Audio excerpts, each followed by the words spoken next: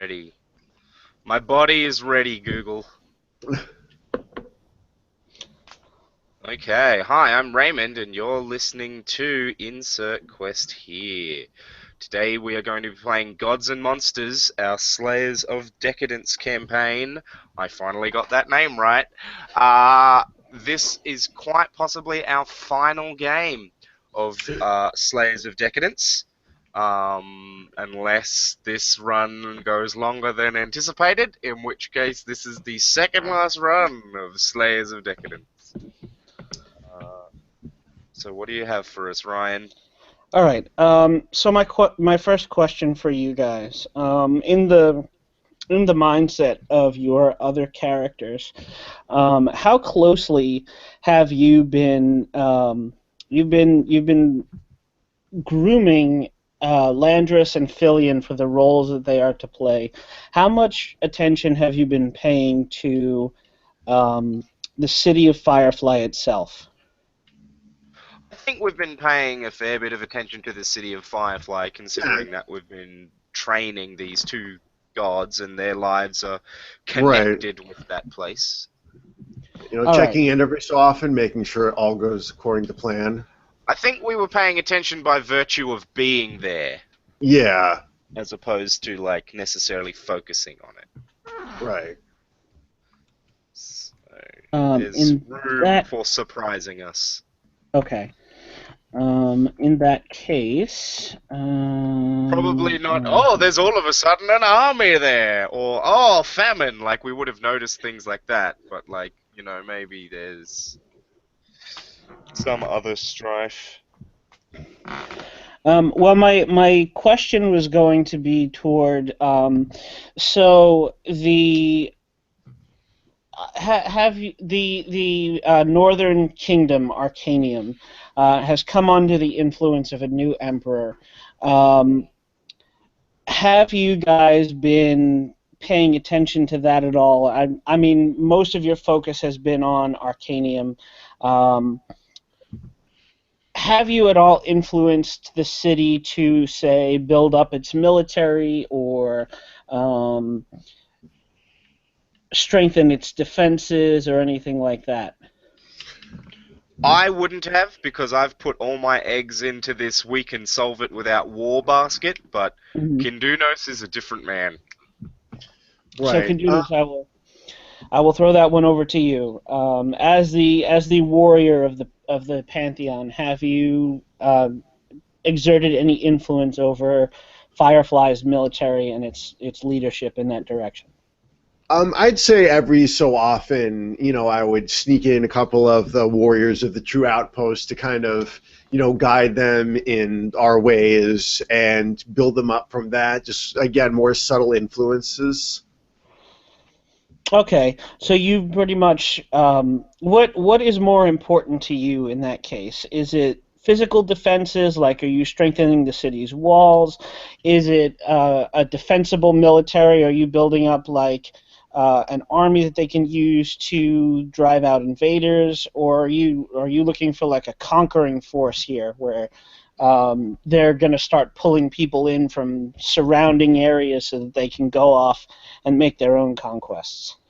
Um, I'd say we're more of a defense. I mean, after the siege, we've been trying to make sure that something like that doesn't happen again. And, with if we're very safe and very well, built up against attacks, then we're more likely to build a stronger community.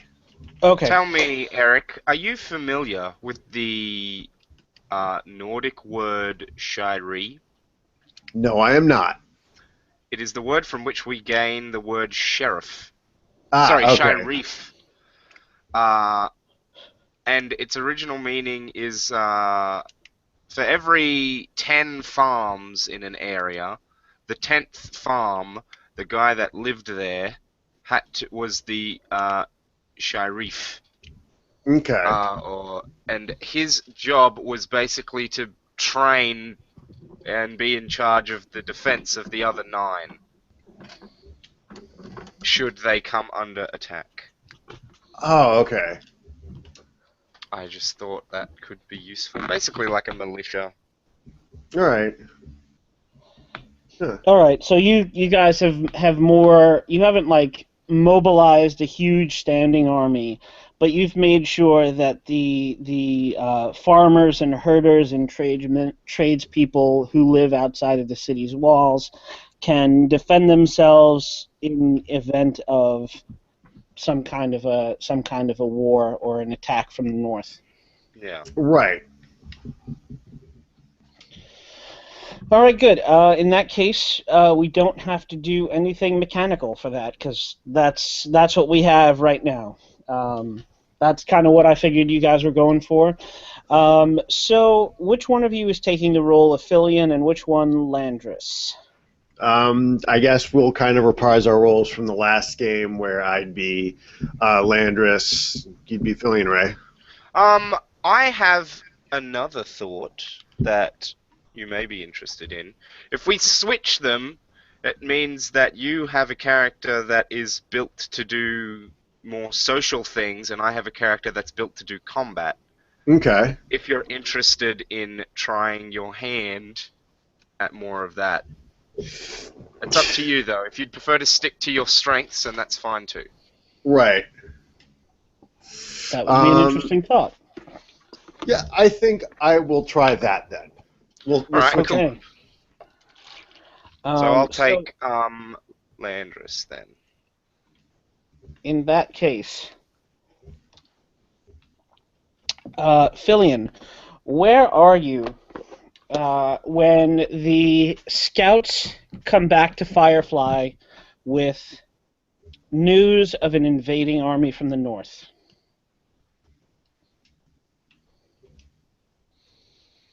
All right, I'm Fillion. Okay. Yeah, you're Filion. Okay, yeah, I have to get into this headspace again. So my first thought would be to warn everybody. Okay, but where are you in the city? Are you in the palace? Are you at the university? Because we said that you had finished your studies. Maybe you're teaching a class at this point. Are you Right. out doing your volunteer work among the city's poor and infirm? I'd say I'd be teaching a class. Okay. So you are demonstrating.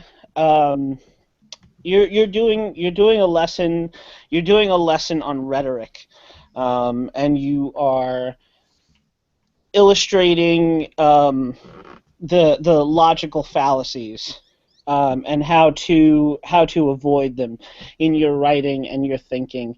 When someone bursts into your classroom and announces that the scouts have returned from the north, and they say that they bring dire news. Okay. Dire news. What do you mean? The Northerners, the Arcanians, they're marching southward. Marching southward. All right. Keep the troops on standby. We should send out a team. We should send out like a forward team to see if they have any demands. Maybe it's possible to negotiate with them or get them to turn around. Right.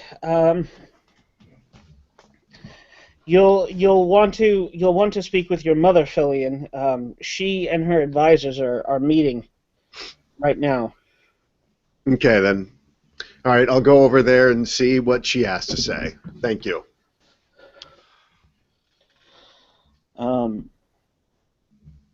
You find your mother and her closest advisors, the general of the standing army. What's his or her name? I have a list of names. Keep in mind. Let me if you wanna pick one. Okay. I think it's on page. Let me see here. Da da da da da da da da. It's page 7. Okay. Might I make a suggestion for this Go scene? ahead. And feel free, either of you, to deny this. What if the matron of Firefly, it's a meeting with her advisors, but it's not to strategize, it's because she's dying. Oh, so she doesn't know. Or, no, she does know, but Fillion doesn't. Oh. And so Oh. he's coming to tell her this thing, and she's like, I'm sorry, but you're going to have to, Handle you're going to this be, yourself. and that way it becomes even more important for Fillion. I don't know, I feel like it will raise the stakes All in a right. meaningful No, I way, but, like that. I like that. Yeah, challenge accepted. and, you know, she's an older woman, it makes sense to me. Right. Okay. But we need a name for this general, Yes. Eric. What do you got? General Sean. Shan? Chashan? Yeah, Shashan. Okay. Let's see.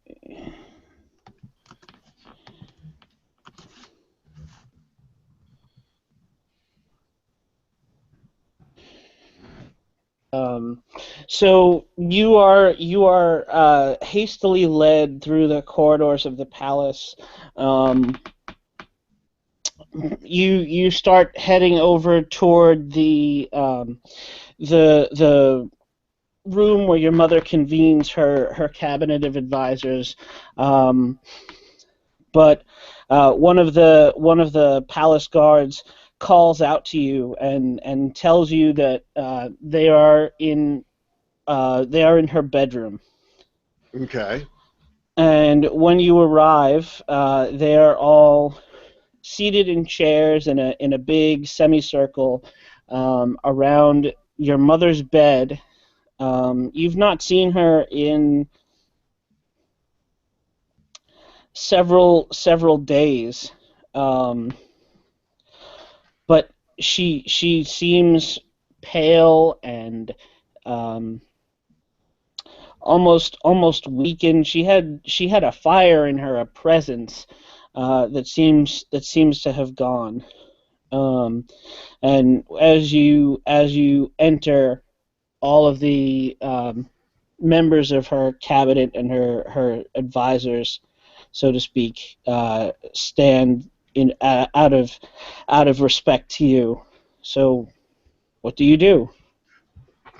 I look around at all at everyone, just standing looking very solemn, and I ask, "What's going on, Mother? Is something wrong? Have you been? I'm like panicked. I grab her hand, and it's like, are, She gives your hand a squeeze. She's cold and her skin is clammy. She says, "I the the physicians tell me that I haven't got long, Fillion.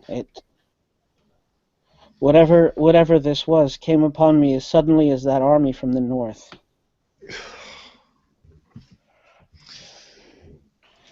But son, you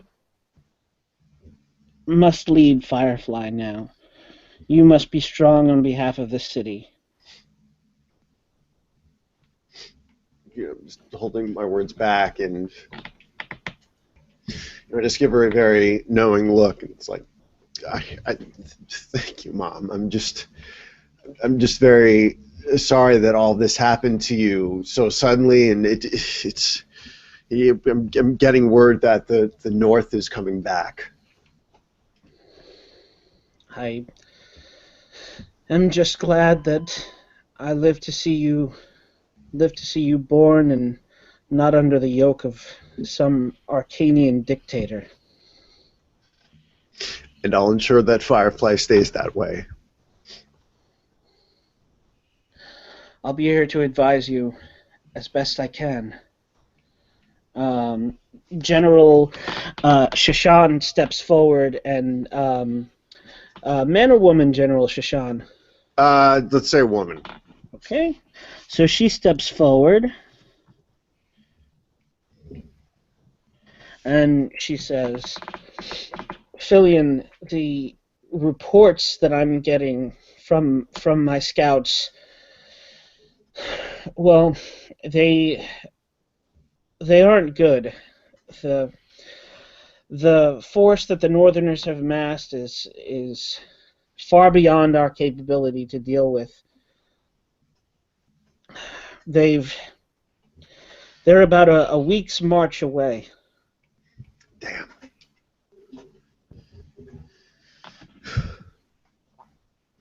A week's march away, and you're and I mean, have your scouts told you anything? I mean, they are prepared. It seems that they are prepared for war, correct?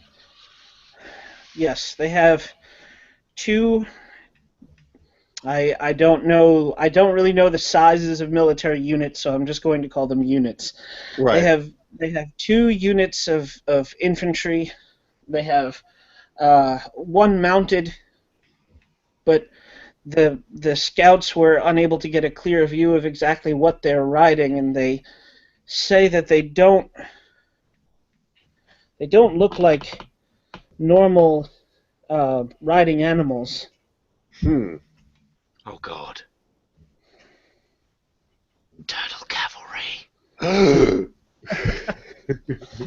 They would be more than a week's march away if they waited for the turtle cavalry.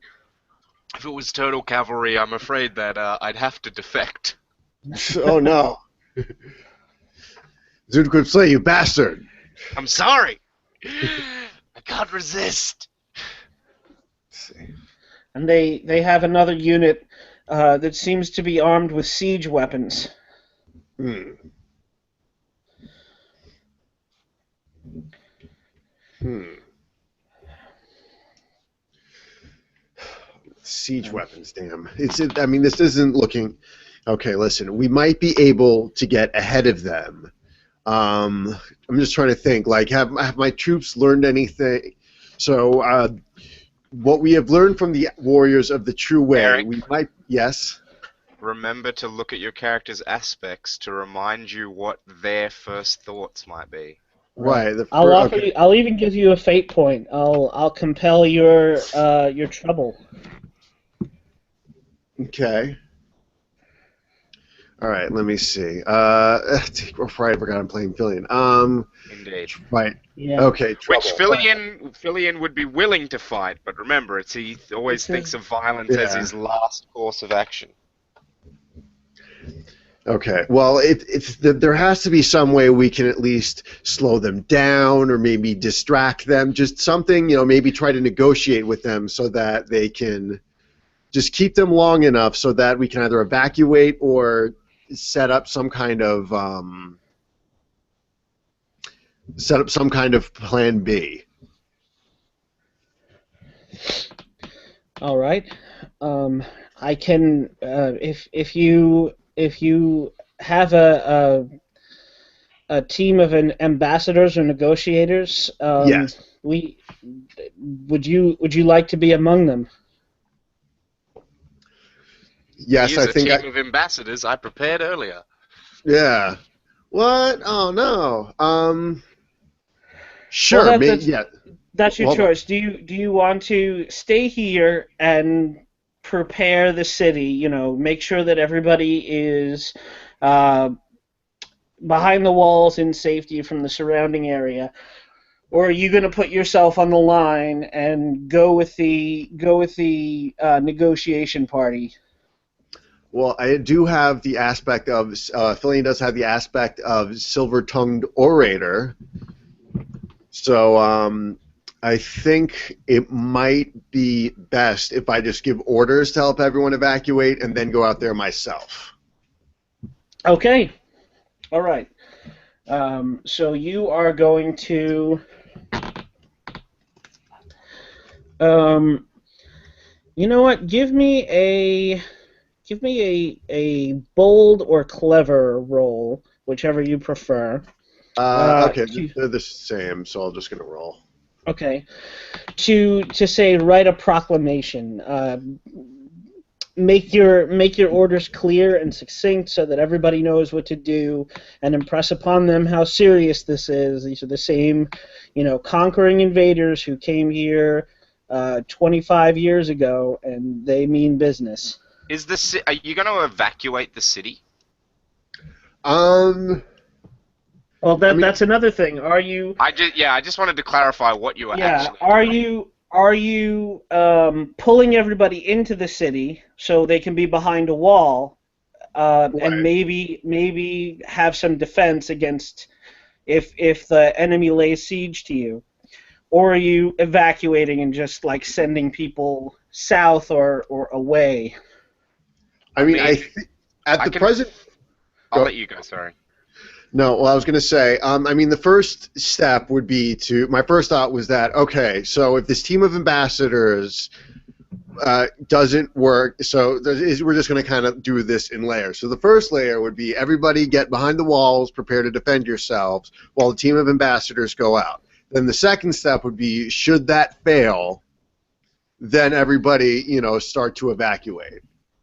Okay, so you're gonna wait and see how the ambassadors do before you go ahead and uh, call for an evacuation of the city. Might I Yes. suggest a different approach so that if you do want to evacuate, the evacuation will be easier? Go ahead. Don't pull them back behind the wall. Put everyone out the front of the city so that the approaching army can see them clearly. But not like ready to defend, but in a sort of a show of community solidarity. Like, Yeah, like, here hey, we are. You can't cut us down, and we refuse to fight you. We will stand here in defense of our city. Uh, that would be more community focused, yes. just and then if it's like, oh no, they're gonna attack us anyways. Like, well, we're already outside the wall, so it's easier to scatter to the wind Right, because you don't have to force everybody out of the city gates because they're already outside. right. Okay. Yeah, that makes that's actually pretty good. Yeah, so we're just gonna kind of stand out in front of the wall and watch the ambassadors do their thing on the horizon. Yeah. All right. In that case, go ahead and make me that same roll, bold or clever, whichever you prefer. Okay. Uh, do it at a target number of +3, because in order to get people to passively, passive resistance is a really difficult thing to inspire people to do. Okay. Especially when the enemy is marching on you armed with swords and siege weapons, telling everybody go stand out there and show them that you're not going to fight because you believe Should in. we get a bonus because our community has a high integrity and a high community? You can let me see. Where Or are do we? those things merely make this possible? I think that just makes this possible. Alright, that's fine. Um, I just was reminded myself that we increased those two stats, so Yeah, I was your Right. just your gonna ask. integrity. The people of Firefly have a +2 integrity, so they are willing to stand together. Okay. Well, You can I'm get at a you can 0 overall, so yeah. Yeah, yeah, roll and you might get it, and you've got 3 fate points for that character, I assume.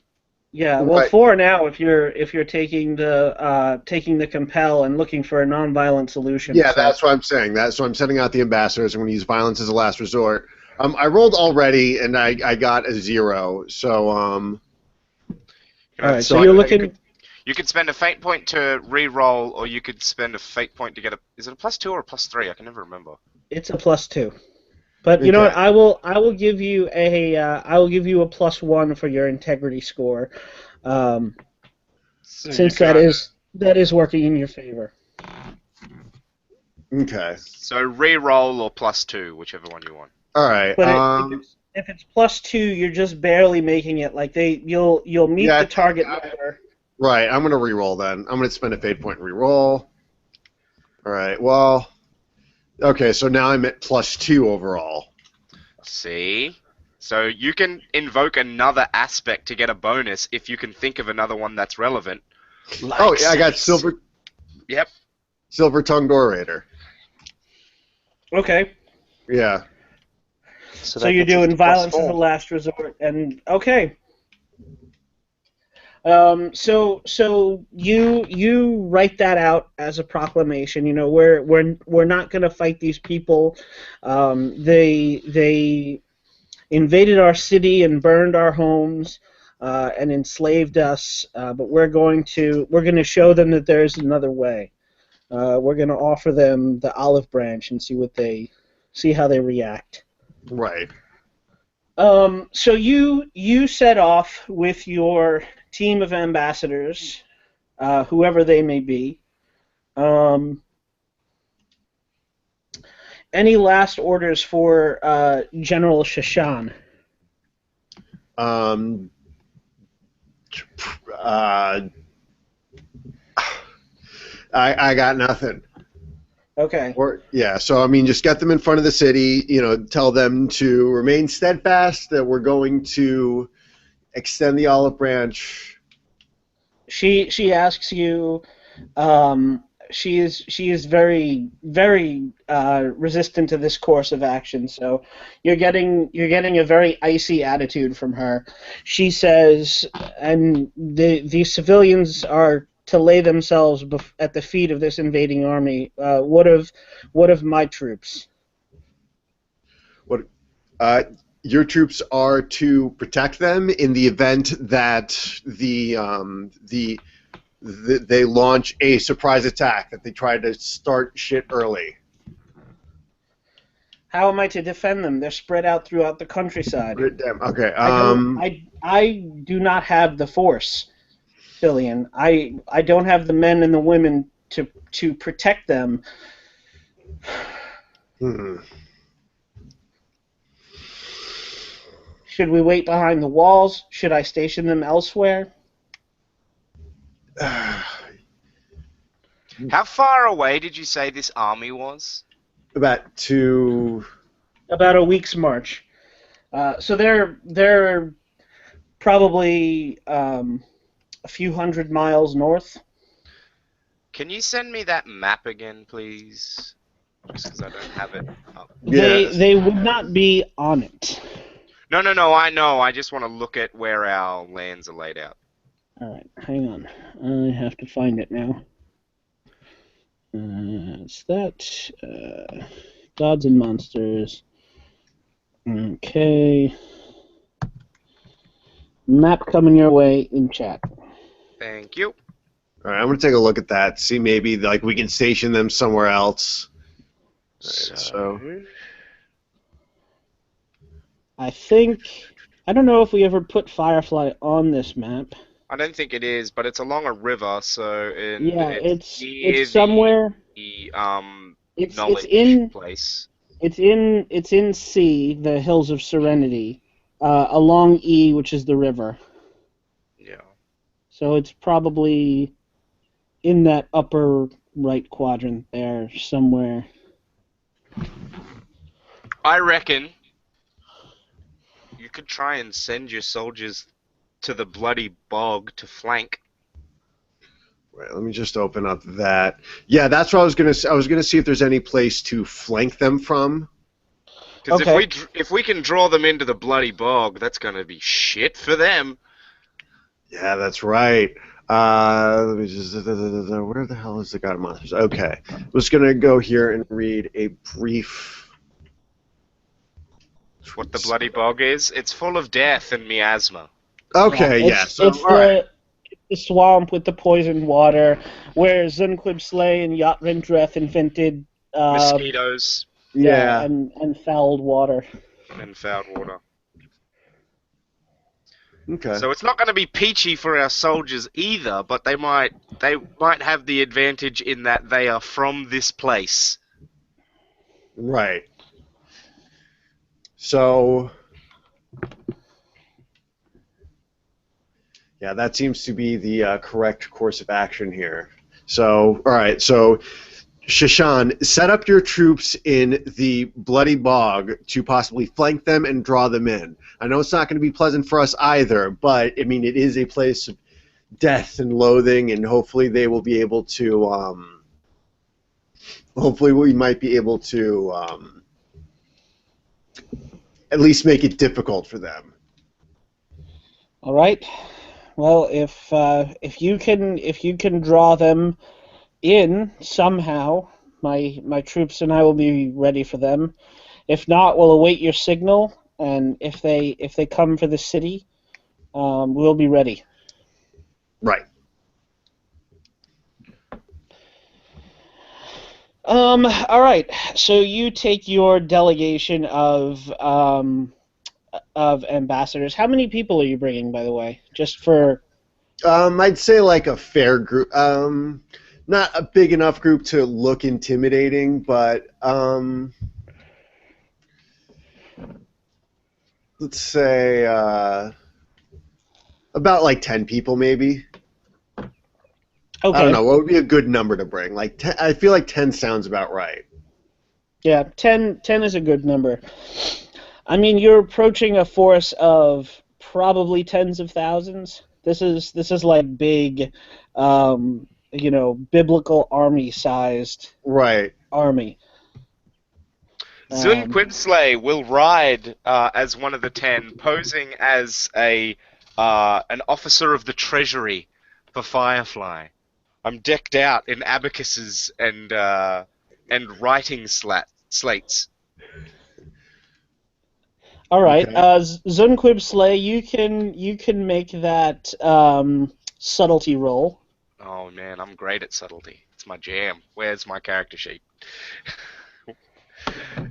and Fillion, if you want, you can roll wise to spot the false person in your party. I got a +2. I got a +2 as well. All right. So I will say this: you don't recognize the person who says that they are the officer of the Treasury, but everyone And seems an officer of the treasury. an officer of the Treasury, but everyone seems to accept it. The person has the proper credentials and stuff. Look at all those abacuses. Yeah, Yes. that Look is at my true. He does have a lot of abacus. abacus. If Please, Lord Um, Fillion, if I was not from the treasury, why would I have so many abaci? That is but once true. again, Zunquib Slay, if you use your divine power, you're going to give yourself away. Like there's no even under the table god powers here. If Yeah, no, you I understand. My original plan is to be here so that I can view things from the front line, but if Fillion looks like he's gonna die, I may have to step in as a concerned parent. Right. okay, Because presumably Kindudos is off there, like, making sure those soldiers don't die from the Yeah. bog. are you in fact getting involved, Kindunos? Um we'll step into the roles of your godparents for just a second. What is Kindunos and the his force of true warriors? What are they doing to Remember, you can aid? use the true warriors aspect. So you could say that they are around, but not give Ryan the specific, and then you can Yeah, decide whether they're defending the people or they're joining up with the other army later. Like even if they join in Right. a pincer maneuver to squash the enemy's army between them. So use your army to drive the other army to the bog, where they get pushed up against the wall that is Firefly's troops. Right. But you can decide that later on because of their Yeah. aspect. So I think I have to invoke that aspect. Um, and I forget, that's a stunt or part of your boon. I think that is. I think it's It's a a stick. thing. It's a Yeah. station thing, a station Oh stunt. yeah, His so once I think it's once per session, his soldiers can appear exactly where they need to be, and Right. it's as if they had planned to be there all along. It's Nice, nice. non-linear time stuff. Yeah. All right, so they are around, and you can bring them in whenever you need them Exactly. because you are all about the cloak and dagger stuff now. Mm-hmm. All right, so your camp, your force rides north to meet the Arcanians in the desert to the north of the hills. Um, Landris, where are you when all this is going on, and why do you care? I am with a simple uh, turtle herder uh, near the river down the way from Firefly, when I see the city emptying and wonder what it is that my half brother is doing. The turtle herder says, probably the Arcanians again.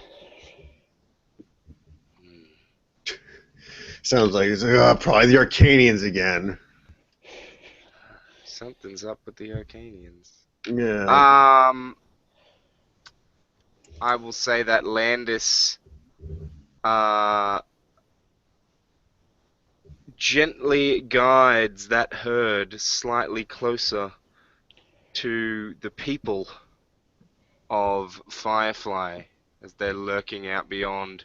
And as the herd sort of meanders closer, the shepherd sees other herders heading towards the large group and thinks, oh, maybe I best follow them, I Um, suppose. So, you see a city officer in the in Firefly's standing army reading out Fillion's proclamation to these people, telling them, what the plan is. They are going to leave themselves completely defenseless.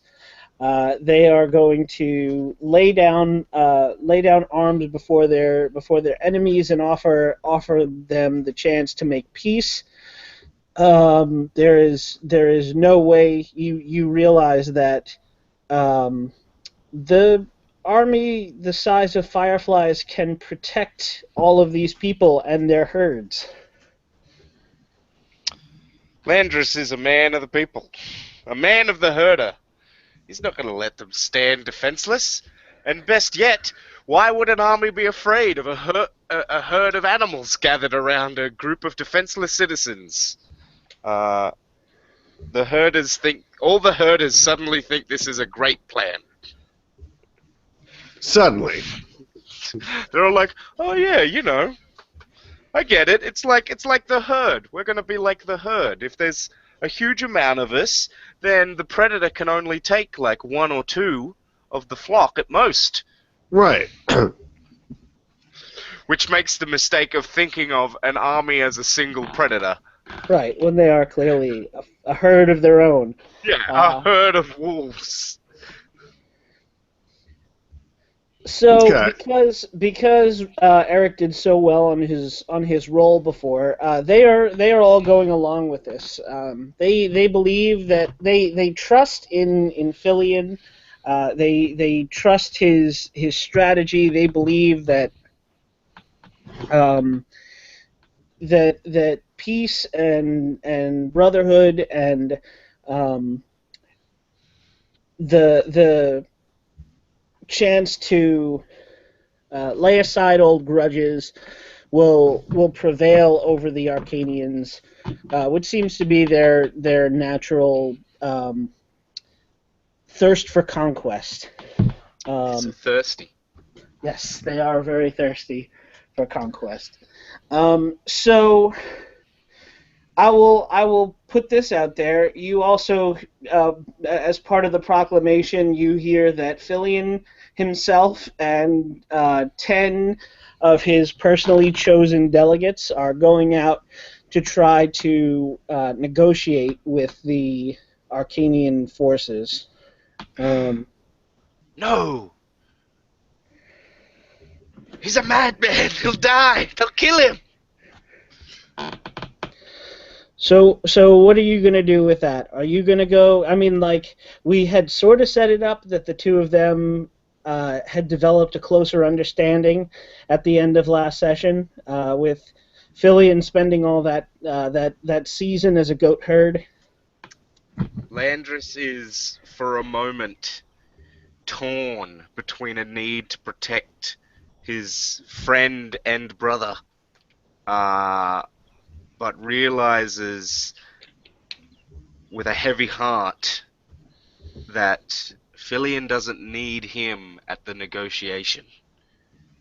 He needs him here protecting these people. All right.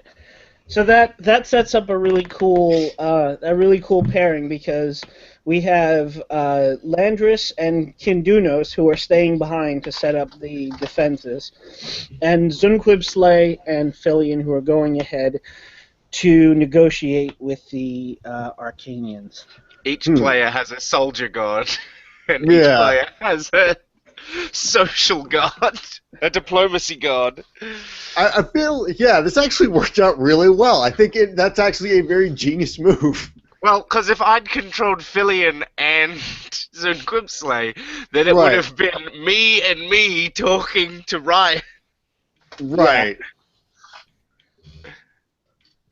All right, so I'll leave it to you guys. We should probably do the negotiations first. I think so. We'll see how that goes. Because, like, if the negotiations fail, then the other two scenes follow. Whereas if we did we're going to do the talking to the soldiers stuff, then it's like, well, this is sort of anticlimactic. Oh, well, no, it's cool, guys. They sorted out their differences. Yeah.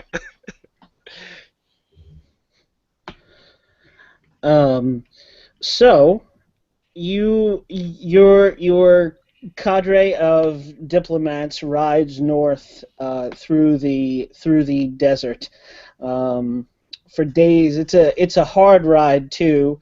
But eventually you catch sight of the army, and you are encountered by a party of advanced scouts. They've got, like, laser guns and glowing visors. They're not quite that advanced. They do still have the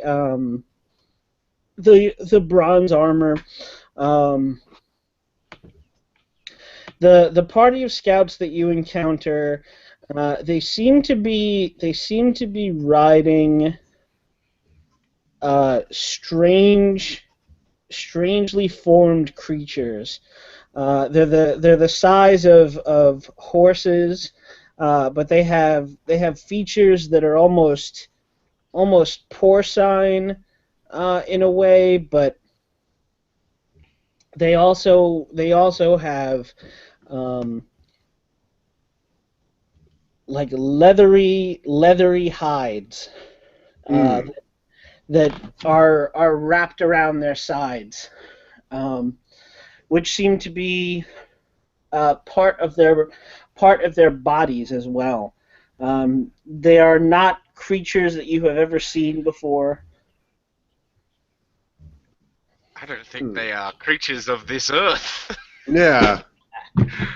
Some kind of crocker pig horse. And you see, before the scouts can quite surround your party, you can catch sight of the armies. They are marching in formation. They appear to be very, very well disciplined. As I said, it is a biblical army, like tens of thousands of troops. You can tell, looking at the scouts, that they appear to be fresh. You know, they're well rested and coming straight at Firefly. So these croco pig things that the mounted soldiers are riding on sort of surround you and start Porkadiles. porcodiles. They surround you and begin, circling you in, and one of them rides up, who has commander's rank, and says, "Who are you, and what business have you here?" All right, and so I'm going to take over as Villian now. Yep. So, what rank does Villian hold within Firefly? Is he something like I I mean, don't like, think Fillion has any official Yeah, role until right, this day. I think he might be a teacher at the school, yeah. but that's like Right, it. right now he's the ambassador. Um, okay, Oh, don't the forget that you have that thing where the group that you're in makes you more powerful in the thing to do with that group. right. So yeah, like if I'm grouped with, well, then what group would take that? Would I get it with the ambassador, or would I get it with the You're with the ambassador, you're Right. not Okay. with Yeah. the right. soldiers. Okay. So Um. your diplomacy is even stronger now. Yeah, you've got like a +2 because you've brought ambassadors with you. Okay. I think. It's on your Um, sheet. It's a stunt, I'm pretty sure. Or actually, it might be your boon. Uh. Student of the community, depending on the community he's a part of, gets to relate it to the strongest attribute. Yeah. Okay. Anyway, Oh, all so right. Gets a +2 bonus whenever they wisely parlay with an enemy to find a compromise. Okay. Huh. so I All right would then. I would say that probably stacks. So you get a bonus to negotiate. you get Nice. like And a try to find. plus. You're gonna get like a +4 to be wise or clever when you're trying to work out what. I think it's gonna be. I think you're probably gonna be using wise. Yeah. Oh my God, is this how you play all the time? No, my wise is 1. It's just I feel like negotiating is probably wise when Right. you're trying to actually be amenable to both parties. Right. That's true. Anyway, so the guy asks you who He you are said, and what you're doing "Who here. are you, and what business have you here?" Yeah, I am Fillion. I am from the village. I am a representative from the village of Firefly, and we're here to see if we can possibly find some sort of compromise between our two peoples. There is. He chuckles, and he says, "We've not brought all these men and women all this way just to compromise with you." And then the soldiers riding around you in circles also begin to laugh. Um, so you don't think that they're they're too inclined to listen to you unless you have to like say something to get their attention that's going to make them bring you to their leader or their empress or their commander. Right. Huh. So they are literally laughing at you. What do you do? Okay. Well, then I would say to that, well, I mean,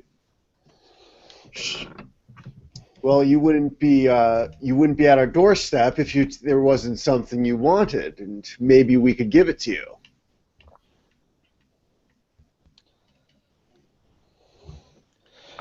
All right. So go ahead and roll me, make me wise or clever to Okay. whichever one you prefer All to right. make that offer. Okay.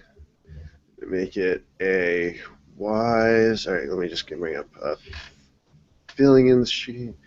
Okay. As wise is at a +3. Nice. All right. And you get a +2 from your stunt, and then I forget how is the boon worded. The boon is worth. Yeah. So let me see here. Nope. Wrong one. All right.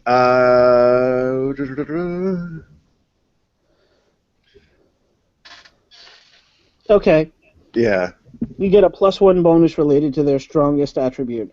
So since you're among diplomats, whenever you're doing the diplomat thing, you get a +1. So that'll stack with your +2, so you get +3 to whatever you roll. I rolled plus. So I rolled plus. I rolled a +3, and my wise is a +3, so that's So you're at +6. +9 by the end of it? Yeah. This is gonna go amazing. Nice. We're gonna own fucking Arcadia. Not that we really want to. Yeah, but it's like, yeah. Look, how about this? You guys get Firefly, but we get the entirety of your country, and you're not allowed to leave the city of Firefly ever again. That seems Ooh. fair. Yeah. Oh wow. Okay. Well, this optimism is going to go shit south toward the end of this. So let's. So willing to hear us out. So let's move onward. It's +9. So yeah. He says to you, well, much as the Empress is very much drawn to the bloodshed, I'm sure she would be amenable to equitable terms of surrender, shall we say. Hmm.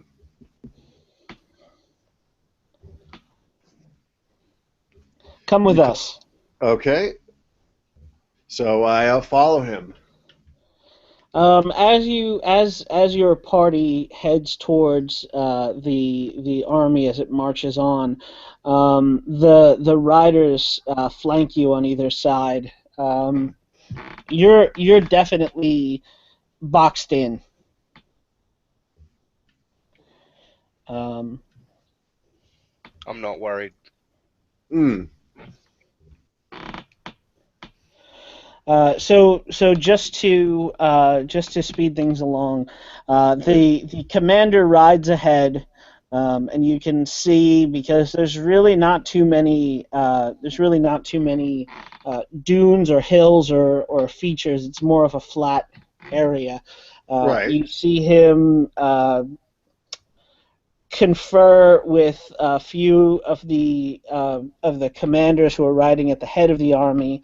They call for a halt, and there's this really vast sound that's almost like a thunderclap, as the entire column of soldiers halts in unison, and they begin to make a camp. So as you approach, there are soldiers setting up a tent that you are all ushered into, and they keep you waiting for several hours before the commander appears. She is wearing a very ornate crown. The breastplate bears the insignia of Maquata, their goddess, and she is armed with a sword. But it is a heavier sword than the infantry carries. It's a two-handed affair. It looks big and impressive. So Perhaps she's compensating for something, Lord Fillion. Ooh. I say to my abacus bestowed associate, calm down. um, they have set her. It's not quite a throne, but it is the most prominent seat in the room. At the head of a table, and she takes her place, and she looks at you, and she just sort of shrugs as if to say, "Why have you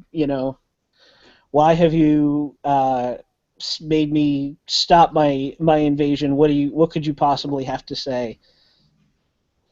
after being, faced with all of these soldiers. So what do you say? Well, I say certainly there is a certain. You wouldn't be attacking Firefly if there wasn't something you wanted. We're here to see if we can what we can provide. Maybe work out some sort of equitable terms of trade or whatever. All right.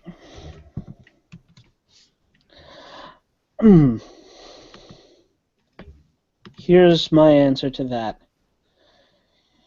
You surrender your city. All of its citizens become our slaves. Your possessions become our possessions.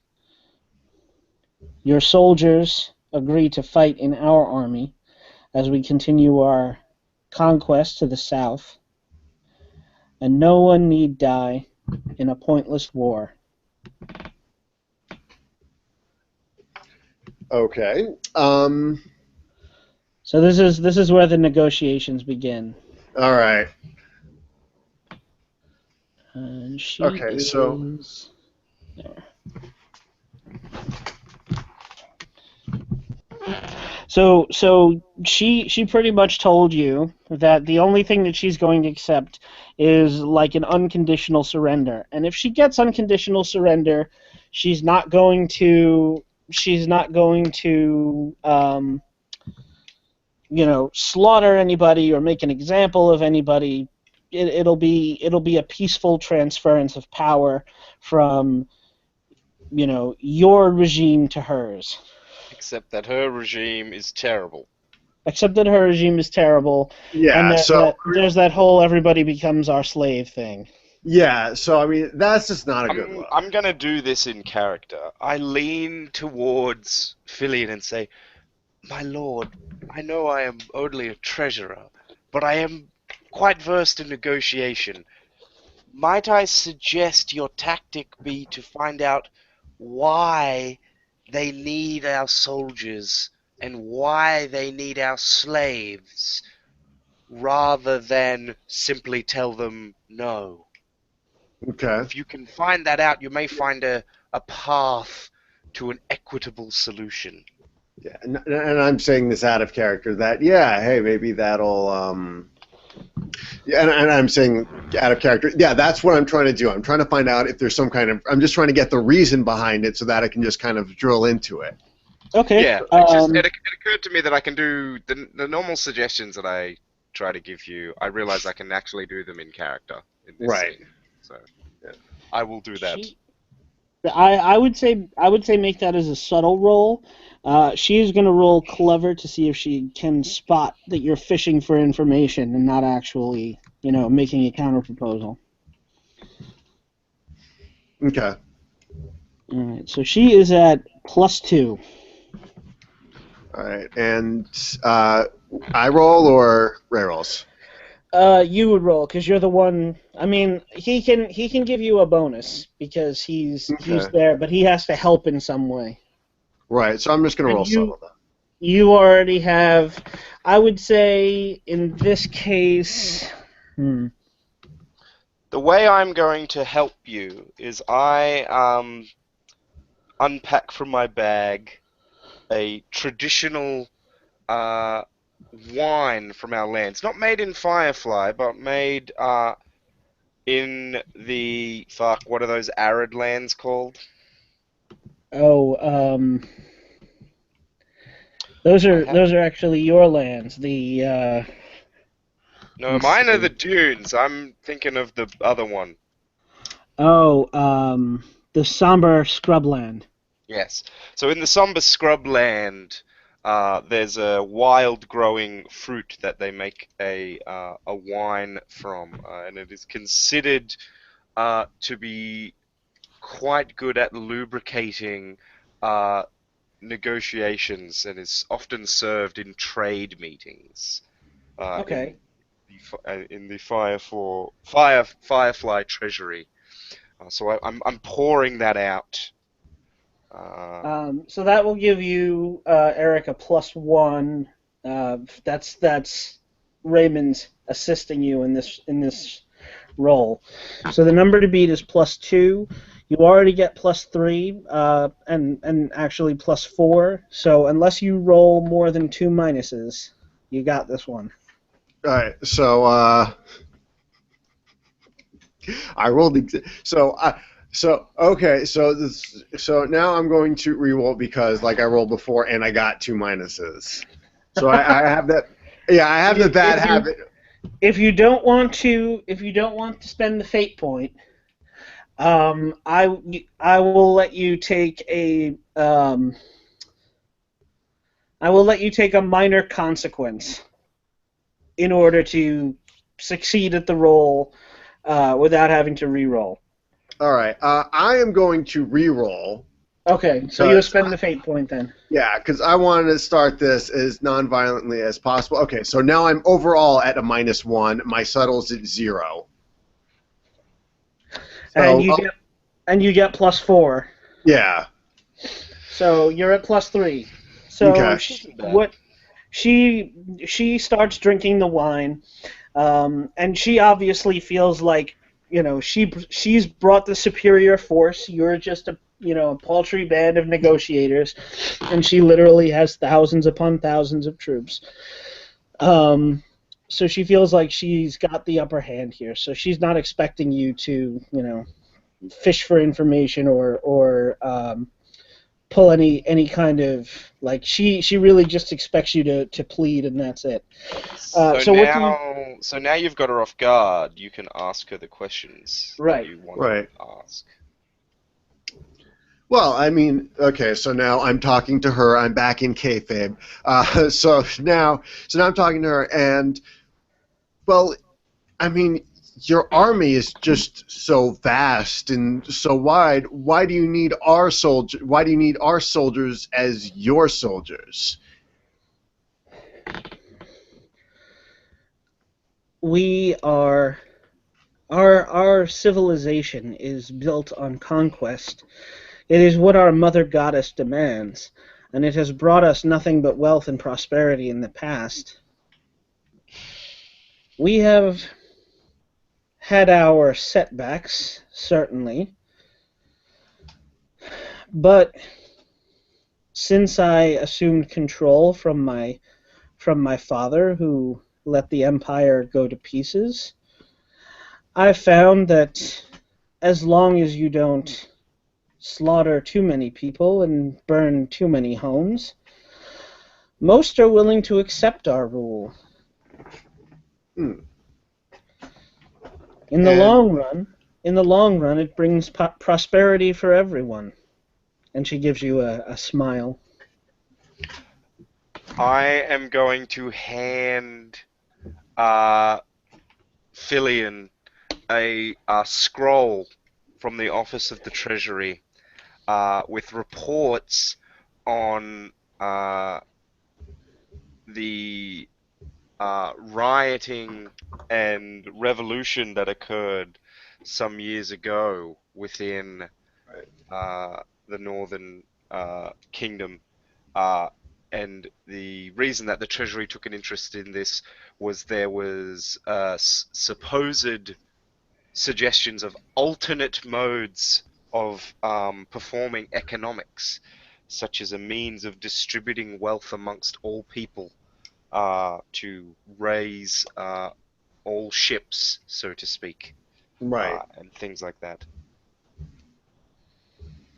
Okay. Basically, I'm giving you information on the shit we did in that run, so now you know that there are people that are unhappy in the northern tribes with this, despite her trying to cover that up. Right. So then I say, what type of setbacks? Would I have heard of the riots going on?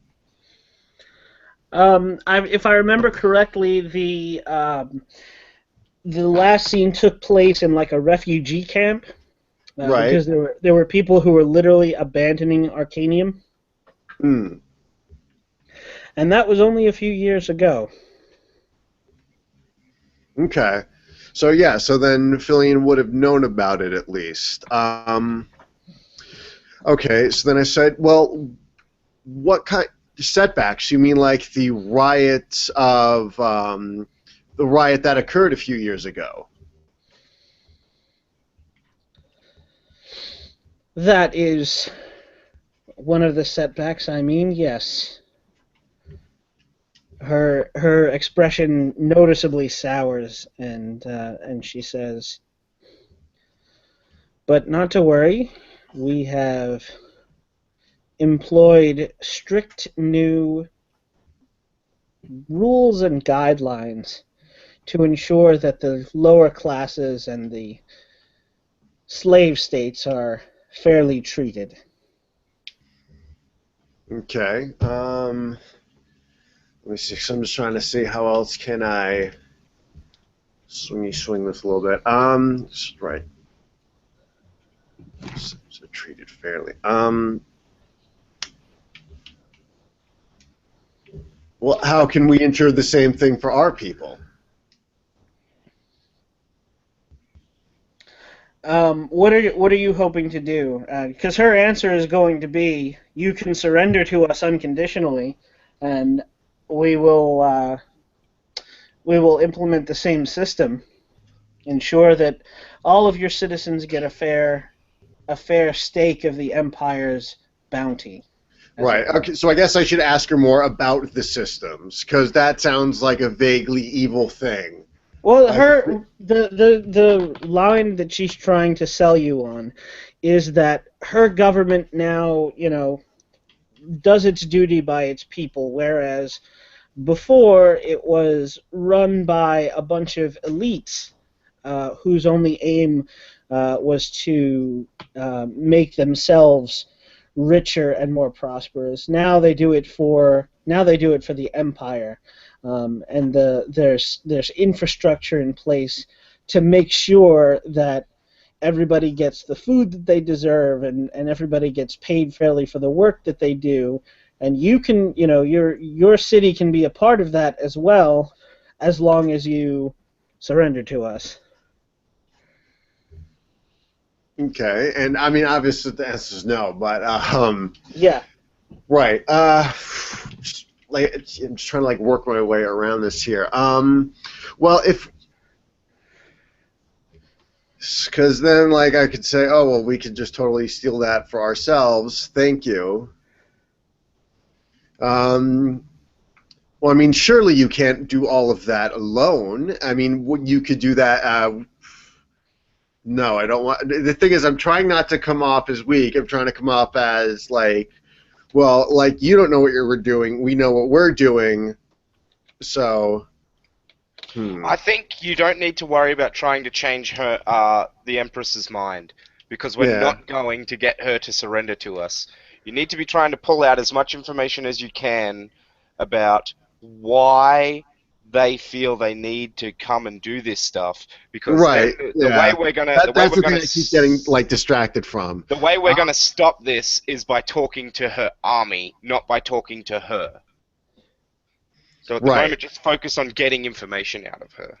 Okay. Well, I mean, should we surrender? What kind of lives would our troops expect? How do you run things differently than we would?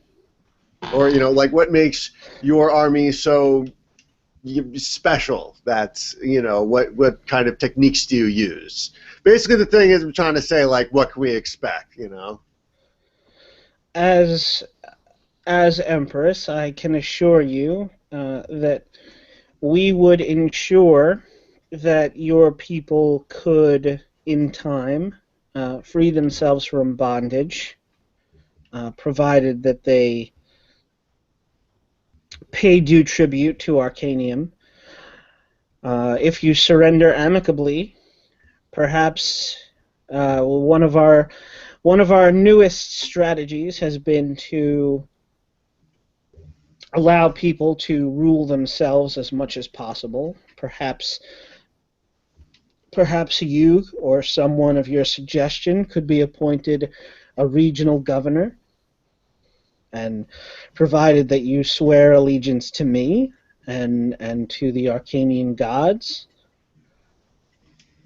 you could Well, ensure then that your people were fairly treated. when you say free from bondage? Is that something that your army goes through as well? If they are soldiers from city states that we have absorbed, then yes, they are conscripted, but they are eventually allowed, if they serve long enough and loyally enough, they can buy their freedom and go home to their families, to whatever life they choose. I mean, well, I mean, like, okay, so basically, what I'm trying to get at is I'm trying to make it present it so that like like the soldiers' lives sound absolutely like, hey, wait a second, why are we putting up with this? Are you addressing her, or are you addressing the soldiers? Because right now it's just you and the other delegates, and her and maybe a few of her senior staff. Right. Things are things are very informal at this point because like you're not negotiating a treaty or anything. You're just having a meeting of like they're ready to go to war with you, but if they don't have to, then they'll Right. gladly accept your surrender. And you guys are trying to plead your case and see if there's anything that you can do, which seems to be Yeah, surrender, but we are not going to do that. yeah. Tell So me, the Divine Empress, what is the state of artistry in your homeland? We Yes, have five. found in Firefly that by bolstering the artisanal crafts, we are able to increase the revenue gathered by our treasury. we have also found that encouraging directed expression uh, allows people to adhere more closely to our cultural identity. So people do have a choice in their professions. It's not all slavery or soldiery. Of course not. We employ people where they can best serve the state. Hmm. Okay. And of your trade, I mean, what sort of trade routes are local to Arcadia? She rattles off a list of a few of the kingdoms that they trade with that are as yet um, not a part of their city. And she says, and for those states that fall under our banner, um, we do have a very precise um, set of um, tariffs and taxation laws in place to ensure that trade is conducted fairly and the national treasury gets its cut. And is it a flat tax, a marginal tax? That I don't know. Is that information actually useful to us as Yeah, that's players? true. Well, this is going on like over the course of an evening's conversation. Yeah. Right. So you guys get the impression that they are pretty much naked imperialists by divine mandate. Their goddess demands that they go out and conquer other lands. Zunquib Slay, you understand why this is. It's because she's being controlled by this thing that wants to reabsorb all of the deities back into itself. And she can only do that by spreading her power and influence as far as it'll go. Um, But that God hasn't created any sort of other underpinning means for this. They just do it as part of their faith. It's not like Germany's gonna wipe out all the Jews because we actually do need more farmland. So if we kill everyone in Poland, we get more farmland. Right. Well, that's the thing. From what she's saying, they've hit upon the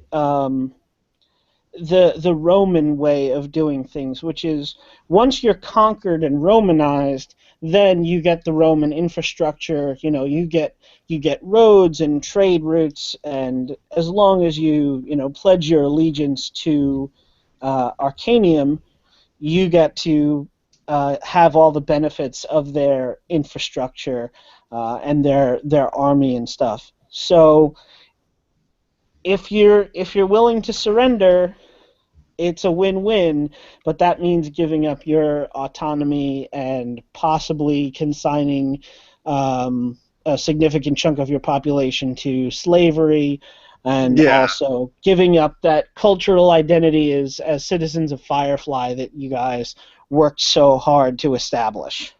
Right. So, I mean, the thing, yeah. So basically, we're trying to avoid surrender as much as possible. So, surrender is bad. They're That is, they're yeah. they're all about uniformity. That's how you're gonna break them. Right. That's what you need to focus on, Eric, when you're talking as Filian.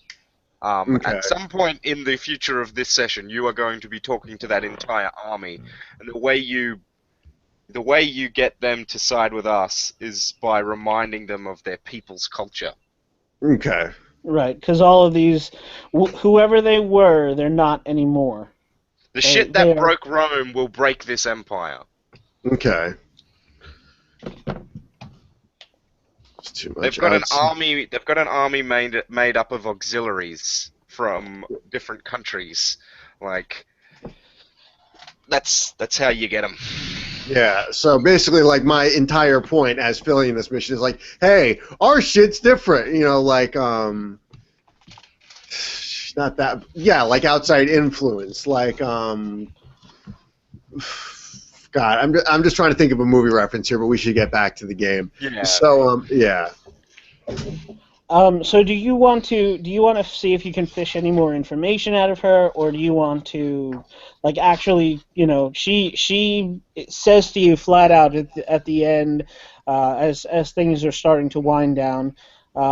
So then, what will it be, Filian? Are you going to surrender your city to me, or do I have to come and take it from you? Ask her if we can speak to her troops.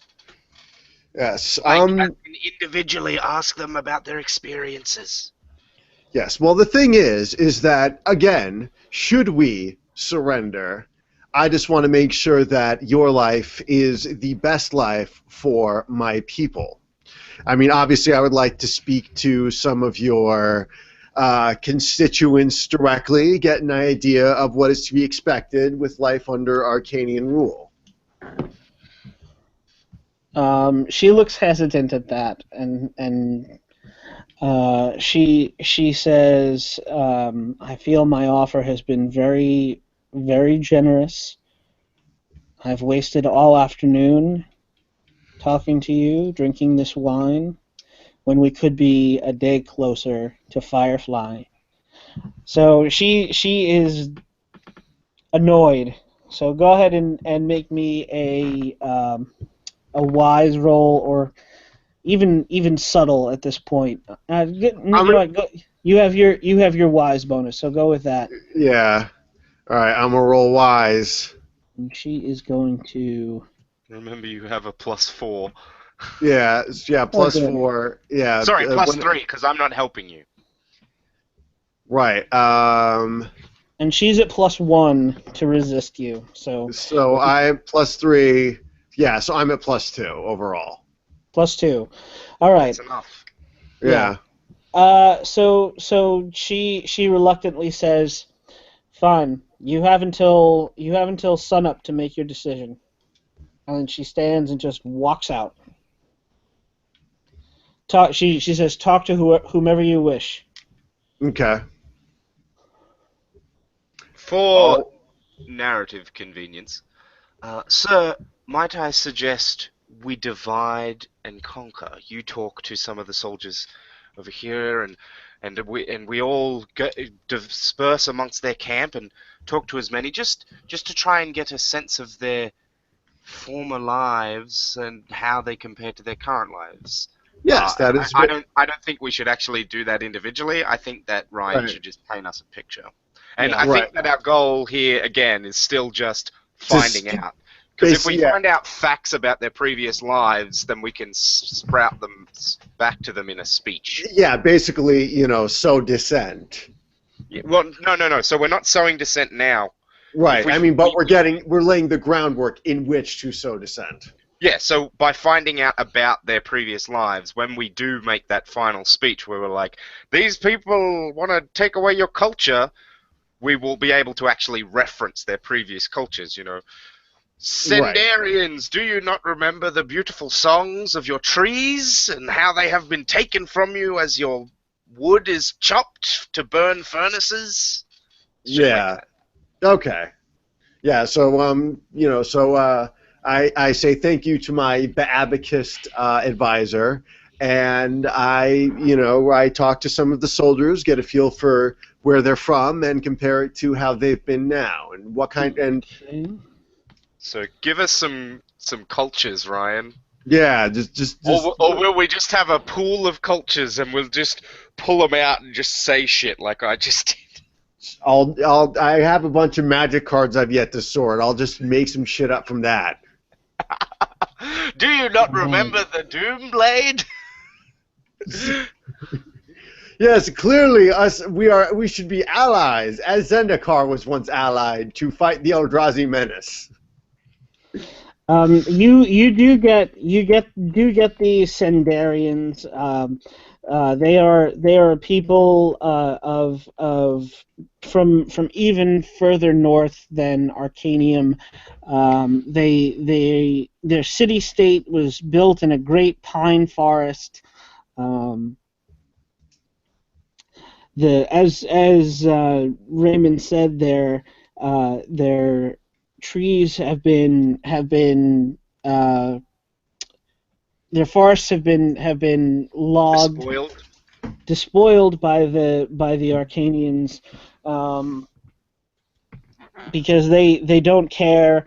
They don't care much. They demand tribute, and the peoples of Sendar must chop down the trees with their own hands in order to sate the city of Arcanium's hunger for fresh lumber.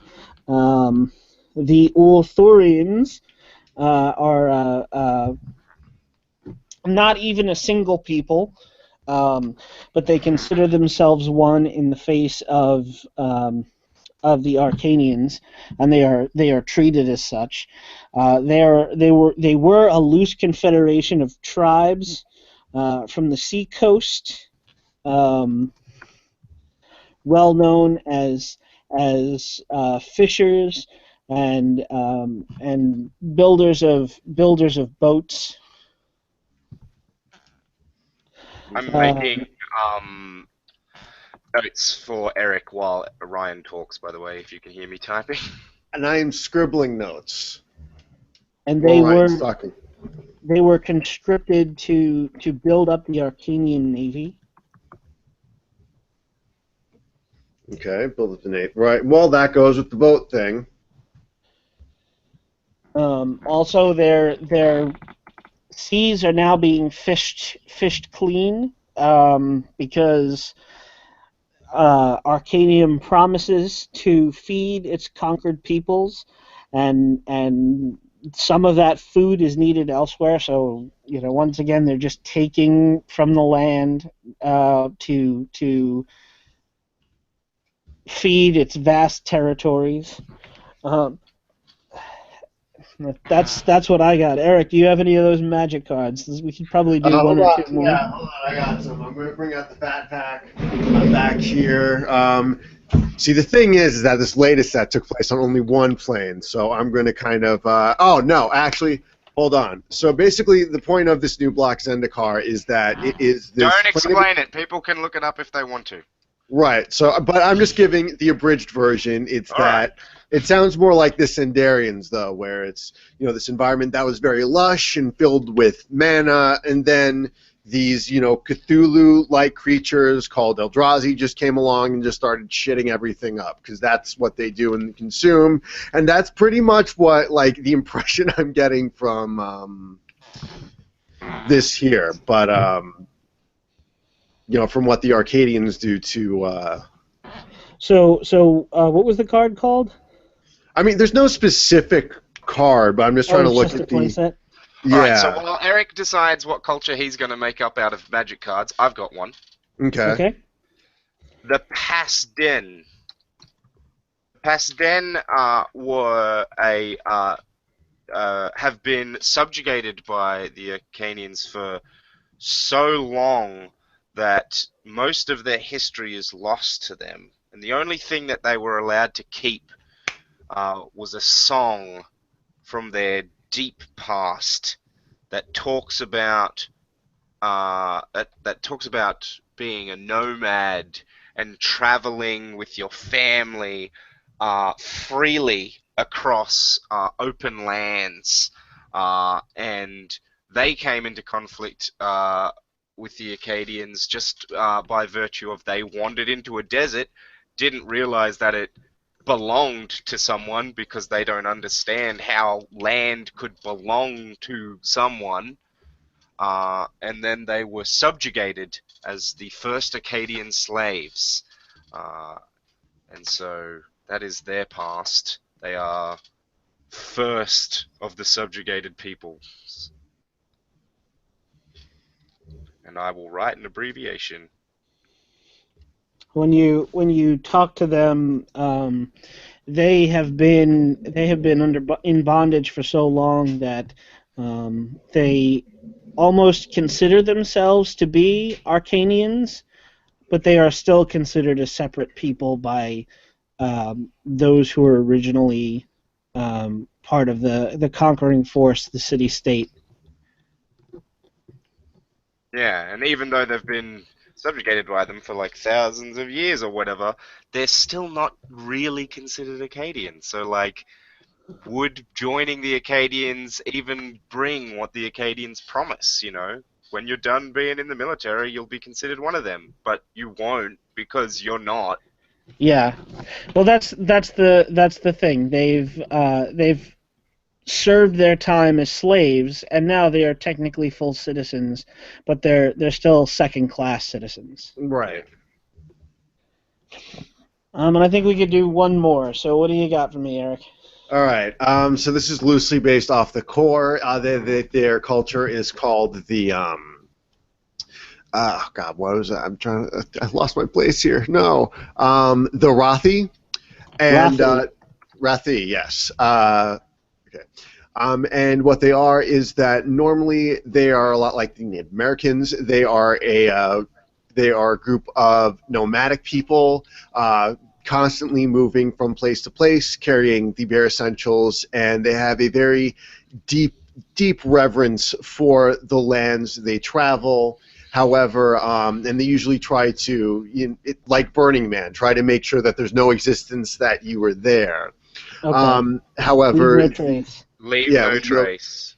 yes. However, ever since they were recruited into the Arcadian forces, they've been made to work alongside, the Arcadians and ultimately destroy the land using it, harvesting their resources, paving the roads, just ruining the land for roads. Whereas, I mean, they kind of, have a bit more of a mind of sustainability, whereas the Arcadian do not.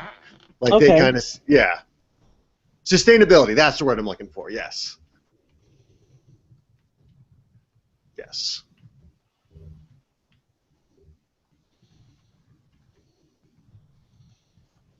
I do not have an abbreviate a summary for that one. I think Eric will be able to remember it. Yeah. All right. I jotted down a few notes myself. So Okay. Yeah, um, mine are in the chat if you need to go over them. I will copy those in as well. Um, Cool. So that's what we get from a night of wandering their camp. We meet back and up towards sunset. in the morning, um, you have not slept because you've been interviewing soldiers pretty much all night. Um, the Empress Kara comes to you and says, "Well, what is your decision? Are you going to surrender?" Eric, you should Yes. lie! Tell her you'll Oh, do a formal surrender out the front of Firefly. okay. All right. Because then all of her army will be there. Okay. Well, I mean, the thing is that ultimately Firefly has a very distinct culture. As a man, as a young man, I've watched it change and grow over the years, and as a foreign entity, I feel like it would be the proper thing to do a proper surrender in front of the city of Firefly so that our cultures can better acquaint ourselves with each other.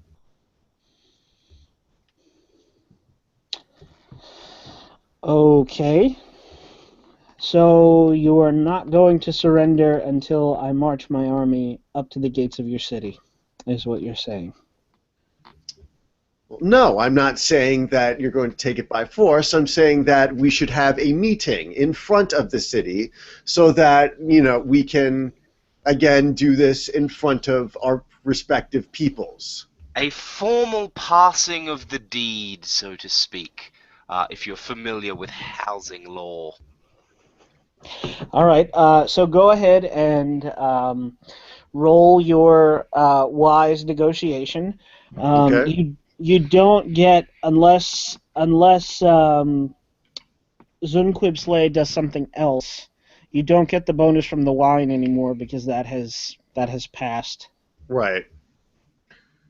All right, so I'm going to The roll only them. thing I can think to do is like, you could exchange.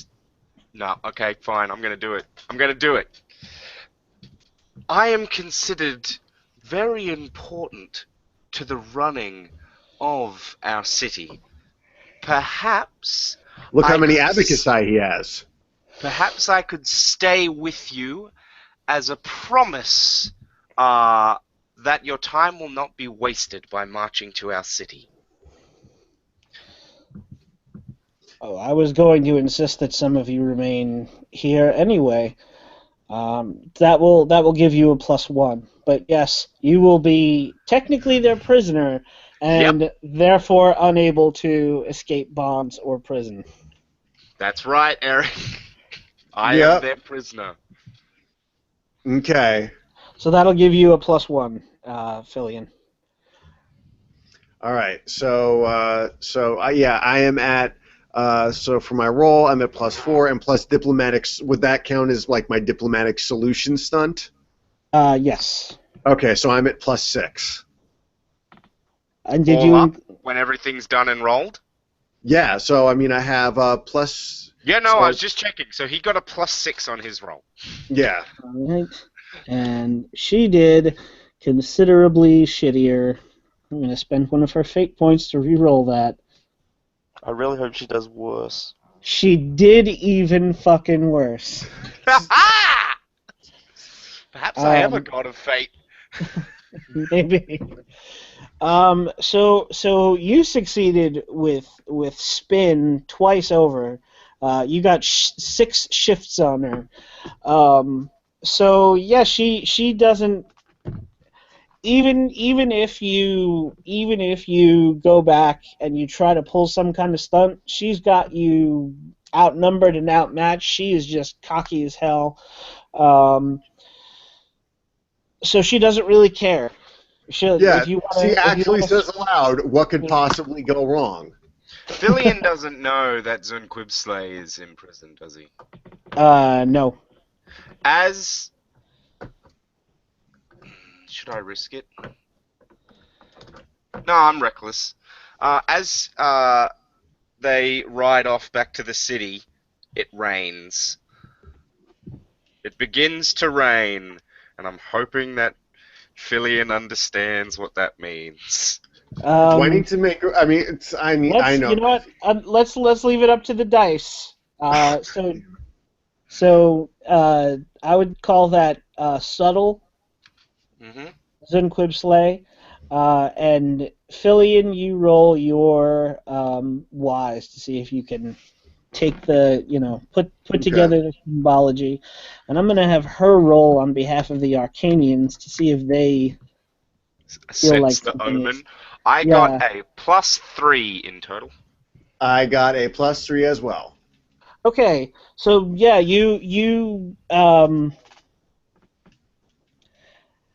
what do you want him to realize, Zunquib Slade? Do you want him to? Are you cluing him in that you are among his the people he left behind? Or are you trying to just impress upon him that you're on his side?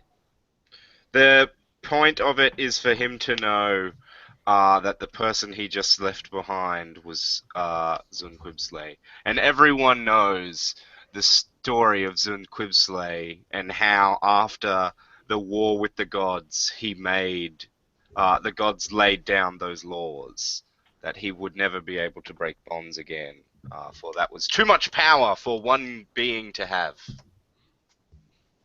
All right. Um, I will say this, Raymond. Unless you spend a fate point, the Arcanians are also maybe familiar with this story, considering that their goddess faced the gods of the South before. Maybe they did some research. Um, I'll spend a fate point. I've still got two. so what are you invoking to make this subtle enough that Fillion can catch it, but not so. Tearful songs of sorrow. Uh, it is particularly pertinent to Filion because he has been instructed in the ways of the gods. If it wasn't for the fact that he was an everyman, he'd basically be a high priest. He knows how to read omens. All right.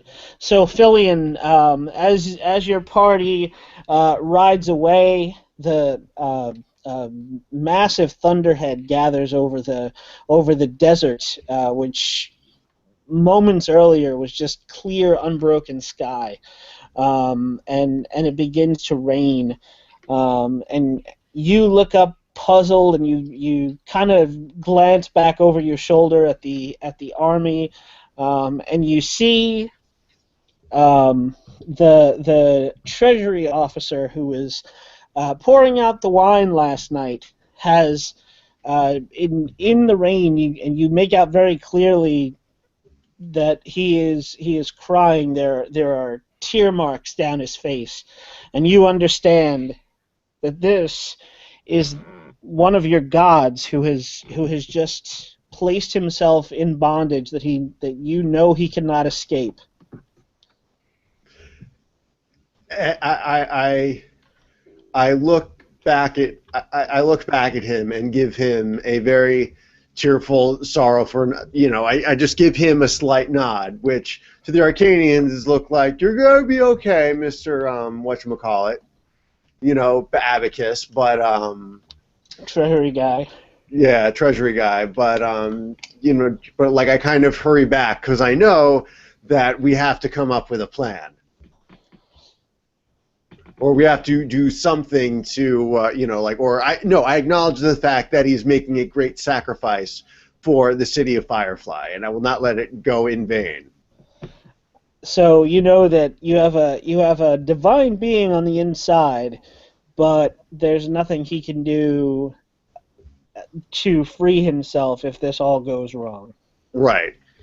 But that doesn't mean that I can't help other people deal with the Arcanians. I just can't help myself escape. So I can be like, I can help with the speech thing, like by sowing dissent amongst the crew, but it can't be with the goal of freeing myself. Either way, if the army disperses but no one unties me, then I sit there where they last left me. Right. Right. Like Until someone comes to I'm free you. considering my intentions at level 2, I'm pretty sure that they could say, "You are our prisoner now. Stay right here," and I wouldn't be able to move even if they didn't bind me. Yeah, I think so. All right, so Fillion and I will say 5 of the emissaries ride back toward Firefly. I need to step away for a moment just to use the restroom. Give you guys something to think about. Eric and I will plan As our next as move. can as can Dunos and Landris, you should figure out like where you're putting the armies, what you're doing to make this position defensible, that kind of thing.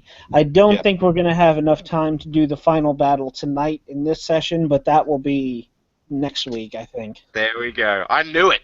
I Yeah. knew it would take Yeah. two. This this That's became the penultimate episode of Right. the Slayers Alright. of Decadence. All right, I'll be right back. Okay. Okay. So I'm thinking, let's just assume that Landris and Kondunos know what just happened for ease of Right. planning. I think that anything that Fillion says at the final showdown to break up the army, it's not going to break up the entire army.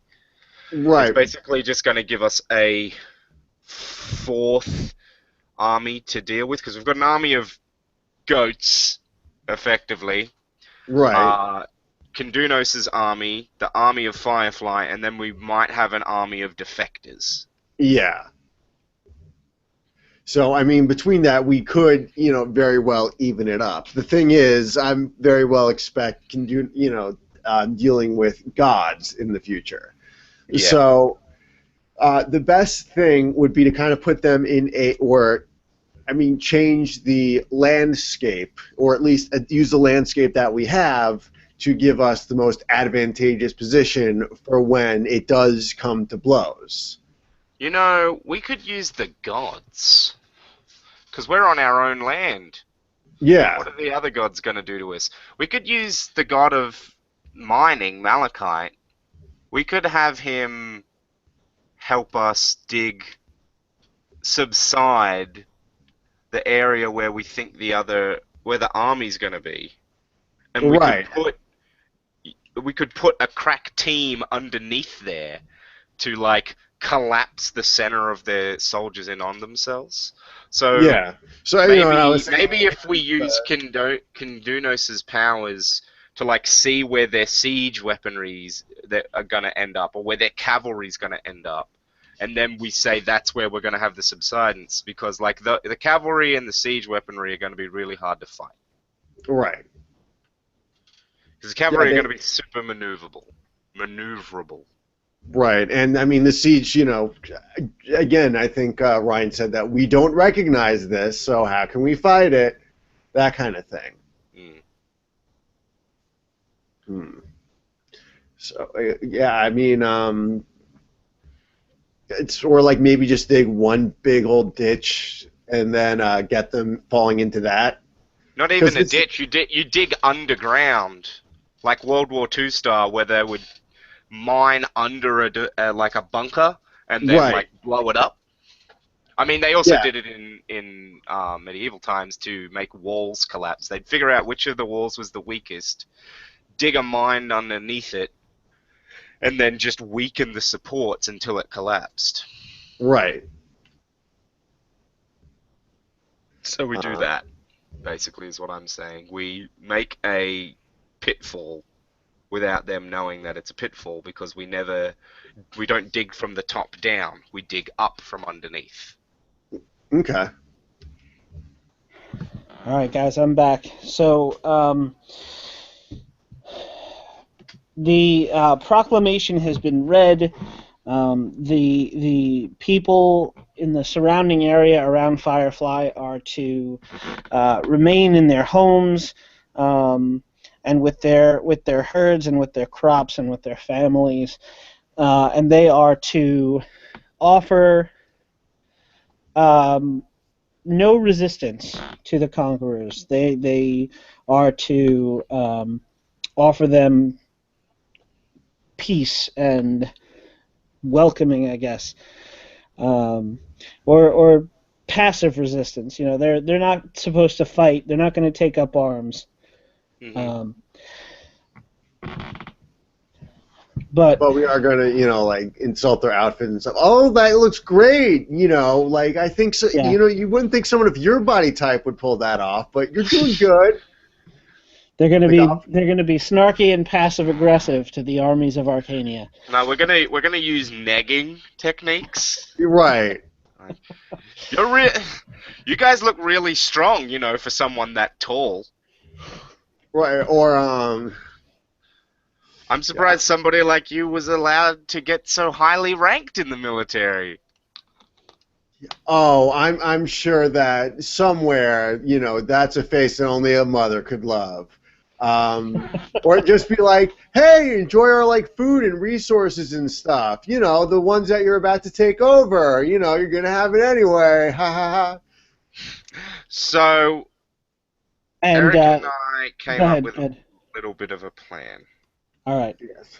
to use Kindunos' knowledge of military formations to figure out where one of their detachments is going to end up, and then use the god of mining and some miners to dig a tunnel from inside Firefly out to where that unit is going to end up, and make the ground there really weak and unstable, so that if it does break out into fighting, we can collapse that spot. Okay. And like all their siege engines fall into a pit, or all their cavalry is now impaled on underground spikes. Yeah. All right. So either of you guys can make me either clever or bold. I'll let you decide. Okay. Well, I'm gonna go switch over to Kindunos, and I'm gonna say bold. Okay, because this is a bold strategy. It's a bold strategy, Cotton. Let's see if it pays off. +3. +3. Okay, so yeah, you get based on the terrain and the size of their army, you think you know where they're going to march. The angle of approach that they would have to take in order to surround the city. So you can set a booby trap there if you so choose. So, Eric, which unit do you want to get rid of? Their siege engines or their cavalry? Because I don't think we need to worry about their infantry as much.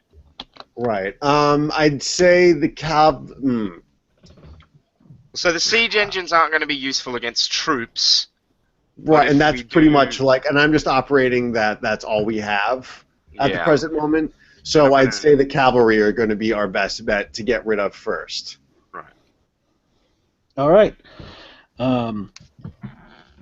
So in that case, are you? Well, you would have to roll that with the unless you're doing it yourself as Kindunos or as Landris, you would have to roll with the warfare of your true warriors. Do we get a bonus from getting Malachite to help us? He can give you a hand there. That'll give you +1. All right. So Right. what's the warfare of the true warriors? All right, I'm going there right now. That's the hidden one. Hang on. I'm in the wrong document. Isn't that always the way? Always in the wrong document at the right time. True warriors have a warfare of +3. Oh, okay, that's +4. So, do you want to yeah, roll it? yeah. I'm going to roll it.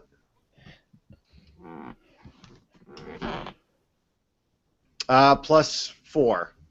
Nice. Okay. So that will be the target number that they will have to beat in order to avoid your trap. Okay. And how do you since groups work like characters since this is a fate game, how do you want to spend those 4 shifts? You could spend it on um, I spoke too soon. It depends on what you want to spend it on. You could spend it on the target number that they'd have to beat in order to, not notice the trap, or you can spend it on damage. So it'll either be harder to spot or it'll do more damage. I mean, I- we could even split. I don't really need it to kill the. We don't need it to kill the cavalry. We just need it to trap them. Right. Okay. So, I mean, I think it'd be like 3 and 1 if we can do that. Okay, so 3 on the damage and No, the other way. 3. 3 Okay. on the hard to notice and 1 on the damage. Okay. The point is for them to like walk. It'll look like a normal field from above. Like it's not even a pit trap because like it's dug from underneath. A pitfall, sorry. They walk up underneath, and then we do something to make it unstable and collapse and fall in. And the purpose is like now their horses are like trapped in a ditch. Right. Okay. So that will hold them up. If you don't do an even split with 2 and 2, that'll just be a boost. So it'll give you guys like a 1 round advantage while they rally their troops and get them out of the hole. But it won't be like a scene aspect that you can then exploit over and over again. That's all right. We can make that work then. Yeah. All right. I can take them out with Landris. Right. So I will make a note of that. Trapped field with explosives. +3 to spot. 1. It'll create a boost in the trapped cavalry. Okay. Anything else that you guys would like to do to prepare? So you got the true warriors digging out the tunnels. You could check on Shishan in the Bloody Bog. You Oh, could, that's the name of the general. I'm like, who the yeah. fuck is Sean? Yeah, it's the name of the general, and I'm going to explain how I came up with that name off air. Okay, good. So that would be Um, you if you want to check on her. You could do that. You could lay some more traps rather. Prepare the ground. You have a good. You still have a good like week or so before the army actually arrives, and probably another day or two before the advance party returns. Okay. So I'm just gonna check in with Shishan real quick.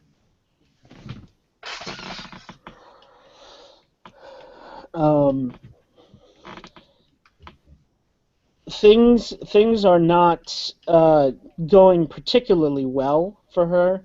The units under her command are in disarray. The swamp water stinks and festers with mosquitoes. A significant amount of her troops have become sickened. I bet They Jatharis could tell you a way to keep the mosquitoes away. Yeah. You would have to go see Jatharis if you want to. He is at his Library of Light. And since you're both unabashedly rather gods, you're not concealing that fact. You can just be there if you like. Yeah, we're just gonna show up. All right. So his followers lead you through the candlelit stacks of the library, and you find Jatharis at a table piled high with open tomes and candles that are burning low. He doesn't even look up. He doesn't even seem to notice you. So, nerd, no. Jatharis. We have an Inquisition. Wait, was Jatharis one of the ones that he was there when we created when they created the mosquitoes, right? Yes, Okay. I think he was. All right. So, yes, Jatharis, we have encountered a bit of a problem, and we might need your assistance. Is that so? How can I be of service, my brothers? Well, you see, those the mosquitoes that you had created, that you and Jun could say created, it is creating much disturb. Okay. So our soldiers in the Bloody Bog are about to. I'm sorry, I'm just like really bad at this right now. Okay, I'm just trying to. Okay, find my zen. All right. So our soldiers are in the Bloody Bog, and the mosquitoes are bothering them. They're making them very sickly. Now, we are trying to defend ourselves against a rogue pantheon from the north, and soldiers who are Yes, assisting. Yes, the Arcanians. yes, the Arcanians. And is there some way that something you can come up with that would prevent our soldiers from getting sickly or getting bitten from the mosquitoes? Perhaps smoke could help. I'm going to look at Jatharis' character sheet. And I will roll his clever. Oh. I'll spend a fate point for him because he would want to re-roll that. All right, he is at +3. So he says, "Oh, yes. Oh, where is it?" And he starts pulling books from the shelves, and he like unrolls and rewraps a few scrolls and tosses them. And finally, he finds one. He goes, "Ah, here it is." He sets it down on top of his work table. He says, "This is a plant that can be found intermittently in the Bloody Bog. If you have your soldiers gather these up and burn them, the smoke that is produced will ward off the pests." Okay. Is there any way that we can make it so that our soldiers do not, so that like the other soldiers get bitten and not ours? Oh. I don't think you really need to worry about that because Yeah. It's the not going to be that long. Yeah. diseases from the mosquito are going to kill them slow. We want to kill them quick. Like the thing Right. that's going to give us the advantage is the fact that our soldiers will have prepared positions when they come into the bog, and also the fact that they don't know our soldiers are there. So either we're charging out of the forest and they'll be surprised, or we lure them into the forest and they get stuck while we can slaughter them at our own ease. Right. Okay. You're not trying to kill them with disease, though. Yeah. I'm just trying to say like maybe that's one little like Niglin's like I'm getting bitten. I don't think we're going to invent a mosquito vaccine. Yeah. Malaria vaccine is what I was trying to think of. Right. You guys suddenly synthesized DEET. Yeah. Should we come up with Aerogard? Yeah. So Jatharis hands you that scroll, and he says, I've been poring over these tomes of knowledge. Everything everything that is or ever will be known is in these books. They are an extension of my divine mantle. I I can't explain it. No one has ever researched the subject. As far as I know, none have spoken to the goddess of the Arcanians to know how her artifact, her fragment of the first mind works or how it hungers. But I I know, my library knows, because I know all things. And maybe, and he starts to look really worried at this point. Maybe because I am still a fragment of the mind, I know what it is and what it wants. I mean, I feel like this is asking an obvious question, but what does it want? How is it not? 'Cause I mean, like it just wants all of us to go back in. So It uh, wants it wants to be whole again, and as it absorbs more of us, it grows stronger. It adds our aspects, it adds our mantles to its powers. When you fight Maquada, she will likely have access to an army of gods.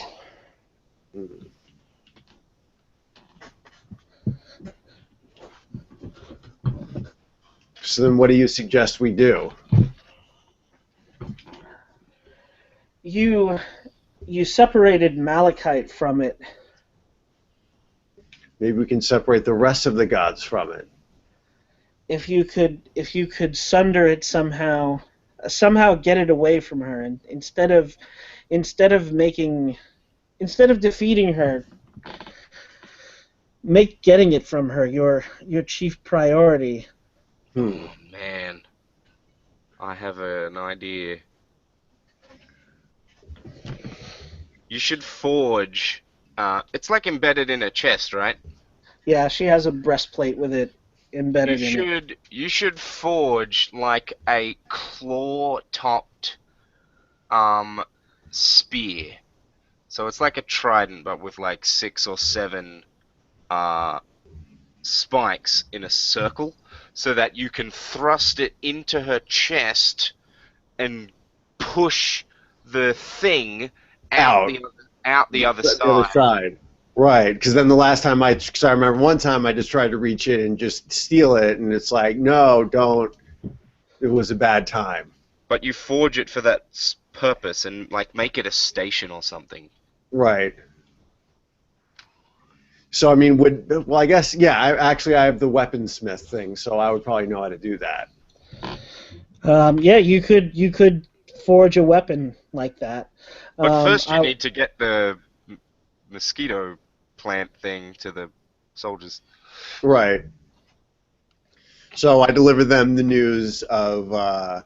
Is it like a page they in a book? Is it something I can like point out to them? Or it's on a scroll.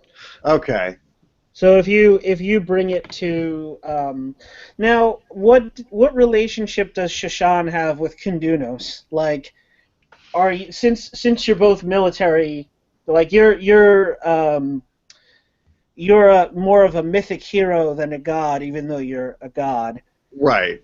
Um, but does that, are you gonna have like the true warriors deliver it to her? Are you gonna have Tamerlane deliver it to her? Or are the two of you just gonna drop in and be like, hey, here's some divine knowledge? Yeah, I feel like it would be best in the long run if the true warrior or like Tamerlane or the true warrior is basically someone high up in my pantheon or in my crew. In your Um, service. yes, would give it to her and say that Kinduno sends his regards. Pray for his, pray for him, pray to him, and he will give you his blessings. All right, so that scene plays out pretty much as you described. Tamerlane, delivers the scroll um, to Shashan. She is kind of awestruck because even Tamerlane at this point is a mythic figure, and that he would deign to speak to a mortal like her is Yeah, like even Tamerlane is enough to make her go, "Senpai noticed me." right.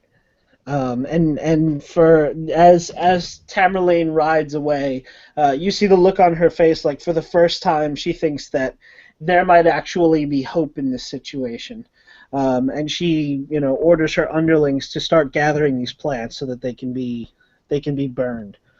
Um, which returns us to the subject of the weapon. Um, this would probably be like you would have to change out one of your aspects maybe, or if you want to create a stunt specifically for this task, Yeah, and then depending on how well you roll, how much effort and work we want to put into describing what this thing is will determine how effective it is. right. Maybe the weapon would be more powerful if Malachite wielded it, because he's already been separated from her. Okay, that's Maybe that's true. maybe he will have mm, some advantage. Yeah, That's He just a he thought. can he can resist its call, its pull, he's its like, "Oh voice. no, I've heard this before. Come on now, you silly Tesseract." I know where this You know, a, goes. a sort of won't get fooled again aspect. Yeah. All right. So you're going to forge it. Jatharis is going to give you its specifications, and depending on how well he rolls, you'll get either a bonus or. Oh Something. wow. Um, well, he's at +7. That's Uh, definitely a bonus. so yeah, go ahead and give yourself +3 to forge it, Okay. and set up a scene for us. Like, what special materials are you making this thing? Are you forging this thing from? Where are you forging it specifically? Like, this isn't going to be like I go out back to the furnace and I stoke up the Yeah, fire. Steve. Oh This is going to man, be like I go to the my volcano and Yeah. Okay. I think you should like forge it from like elements found across our land. So like Oh. Oh. Hold you on. use sand from the dunes to make it hard for her to see it. Right. No. Or I was also gonna think like, no. Didn't like when Malachite helped us seal up the prison for the decadent ones? Didn't like y'all? We also use like metal from that. Yeah, yeah. we you forged stone to bind the mountain back together. Okay. You used magma as if and forged it as if it was iron. Right. So, okay, let me just get another. Okay, let me just get a quick refresher on the places and names real quick. So All we've right. got the There's the somber scrubland, which is where the Right. fungal grasses grow. There's the hills of serenity, which is where Firefly is. There's the eternal river, which flows out to the sea and flows past the now permanently sealed, or at least sealed until the end of time, gateway into Un's realm. There's the impassable mountains, which is where the decadent ones are imprisoned. And then there's the dunes of change and the bloody bog. I'm gonna Okay. type out a little kind of poem thing here. All right. So a lot of these doesn't sound like stuff I could get from. Hold on. Okay. So hmm. I'm just gonna read through it one time, see if there's anything I can uh get out of this. I mean, if you want to go with the the traditional Western elements. You could get like earth from the somber scrubland and water from Right. the Yeah, I think that's eternal from what it's like. river. So I'm just trying to think, like, is there any special thing? But it's just like a bunch of So a so lot of. far I've so far I've got sands from the dunes to hide our mischief, water from the river to make us strike swift. Uh, hmm. Are You they The called the bloody you could get Eternal Mountains? What are they called? impassable mountains. Impassable the Mountains. impassable mountains that represent our fortitude. Or from the Or mountains to hold us fast. yes, and da da da da, and our And fungus from the somber scrublands to make us like really like in the mood, man. no, the somber scrublands, Maybe where poison. yeah, I mean, you could Okay. also get poison from the bog. No, I reckon use the bog to like hold her, because the bog is a mire. You get stuck in it. Or Yeah. from the right, mountains to hold us fast. and the somber scrubland is dusty ground. And the yeah, I was Poison gonna say that from the the fungal grasses. yeah, poison from the fungal grasses, so that our legacy sting. I don't know. I'm just trying to like combine No, poison with Legacy lingers. Stings is a good line. It Okay, is. Poison from the fungal I'm gonna write that in my music notebook because that is a good line. grasses. So our legacy stings.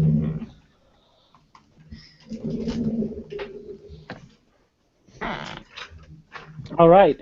So once you're done making that note there, Eric, you can go ahead and make that roll. You got a +3 from Jatharis designing this thing. I'll give Wood you from the great bog. Find our enemy.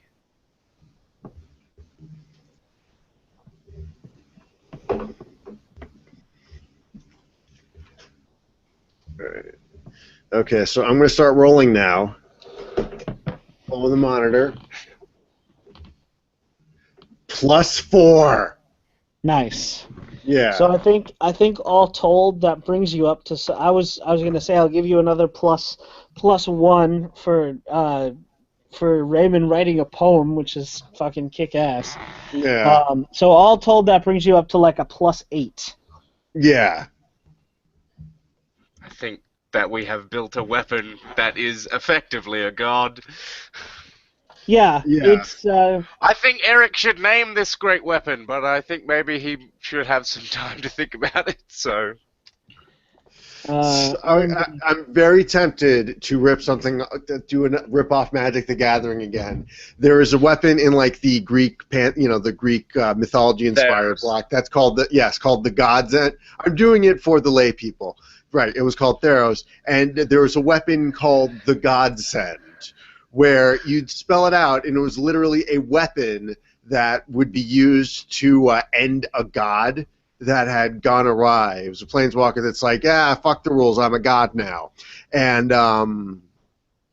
it was also like it was meant to end a god, and it was a godsend, meaning, oh my god, thank you, this is the right thing at the right time. How about. Oh, yeah, okay, I get it. I was gonna say from that, maybe like. Like the heart piercer, I don't know, something that I has was to do gonna. with the How heart. about Doom Key? Because it unlocks that our end and removes it from her chest, or something better. I mean, it's Right. a So suggestion. let's see. I I mean, I do like Doom Key. yeah, Doom Key is good. I mean, it also kind of implies that it will be Doom. used to release Un from her prison in the future, but you know, she has done her waiting when that time comes. Yeah. All right, I like that. I like that as a drawback to it. It is the thing that can set Un free from her prison. But that won't matter to Eric and I because we'll be done playing this game. Yeah, So, so that's future God's problem. Like, yeah, that's Quibsley and Kondudos' problem, not yeah, it's not Eric and Ryan and Raymond's problem. Eric's. Yeah. All right. So I'm gonna give Malachite the new aspect, the Doom Key Spear, and maybe I'll rewrite one of his stunts or give him an additional stunt to give him a power that lets him snatch that thing from Maquata.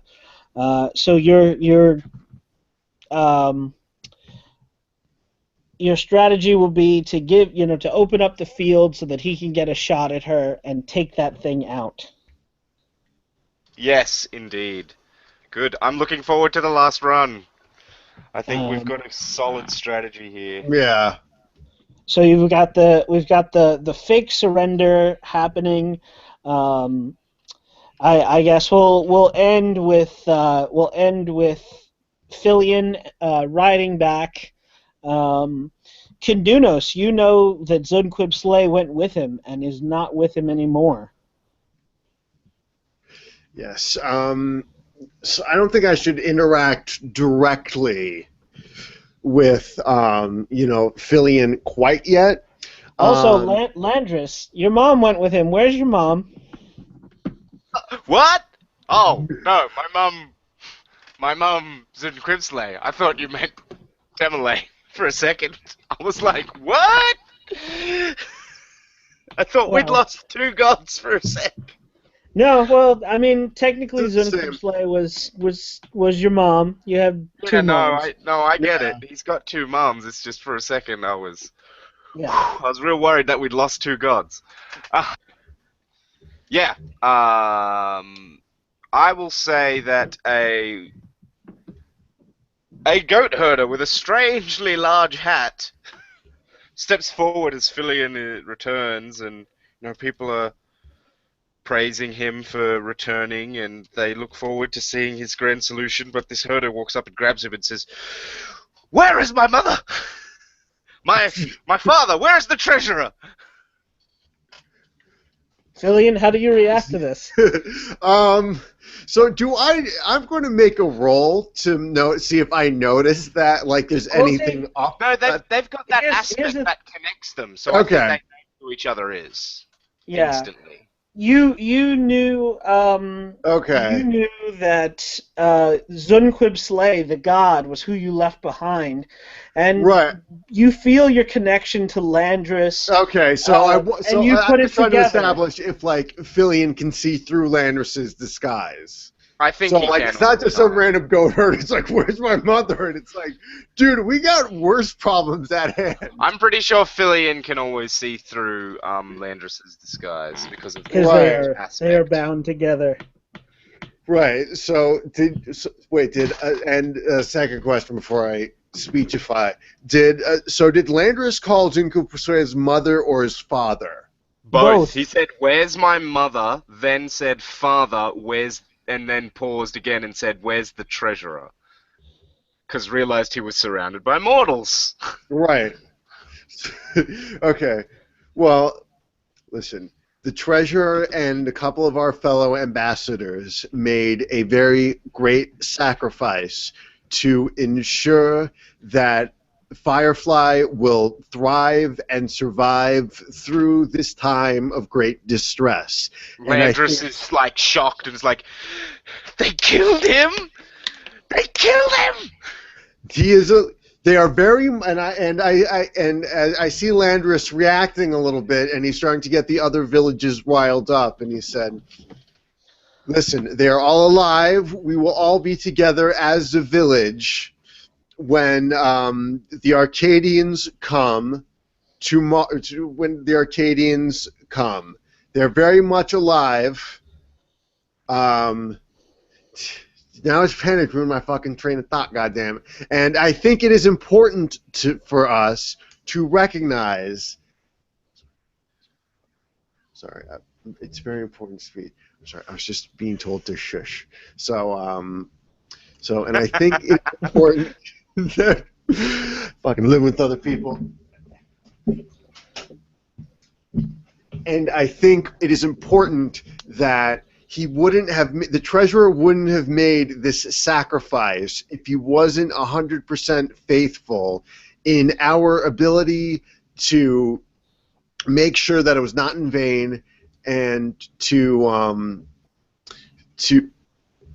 free him from his bonds. He wouldn't have made the sacrifice if he didn't have not anything less than 100% faith in us. I hope you're right. But you've not been wrong before. And Landris walks off. With the knowledge that Zimclipsley cannot escape from bonds. Yep. So now we've got a lot of investment happening here. We have the personal investment of Landris, the connection to his mother. We have Malachite's revenge on Maquata. We have the fate of the city of Firefly, and the future of Filion as a leader of its people. Can his philosophy hold up to a conquering army? And I think that's where we'll leave things. That is the perfect place to end, actually. Indeed. And next time we will do the final showdown between the Arcanians and the citizens of Firefly, and the gods, the Slayers of Decadence, and Maquata and her Tesseract. Nice. All right. Brilliant. The moral of the story. What did we learn this session or create in the world this session? Sometimes you have to take non-linear solutions. It's not always possible to deal with the person at the top or to deal with a problem head on. Sometimes you've got to take a different path. You've got to come at it from the side. Right, or instead of going from the top, or don't always assume that the leader leads, or the leader is responsible for everything, because we're trying to get set the groundwork for a defecting army. Filion, the de facto leader in this case, wasn't exactly in the best position to negotiate, but we still went through with it anyway. So a lot of big stuff today. Very cool. Yeah. And I will give you guys. I forget how we can always do that off mic. We'll do that off mic in a second. Before we sign off, thoughts, comments, anything you'd like to see wrapped up specifically in the last session that we haven't already hinted at or addressed, or? No, I think it's going pretty good. I hope that when I run Fate, I can run it as well as you do. Yeah, this has been pretty good. This has been very, very, very good. Also, the first episode of Gods and Monsters is now at over 100 plays on our SoundCloud page. So, Very first cool. thing that we've ever had to get that many plays. I don't know if you've gotten that sort of stuff for Rag Nerd Rock. I don't even know if you get that kind of metric. We use the Blueberry podcast statistics. Mostly, I look at it after the first week it's been up, and we get about 300 or so downloads for each episode. Jesus Christ, that's so many. Yeah, people more play ours than... I think it's because it's on SoundCloud. People more play than download. Yeah. Yeah, right. And really, that's just the unique clicks, so that doesn't mean that all of those people listen to the thing the whole way through. Yeah, indeed. Right. I mean, the closest Bandcamp, which I sell my music on, rhythmbastard.bandcamp.com, is that they have like 3 different separate metrics for each of your tracks. Where it's complete, it was played all the way through and went to the next track.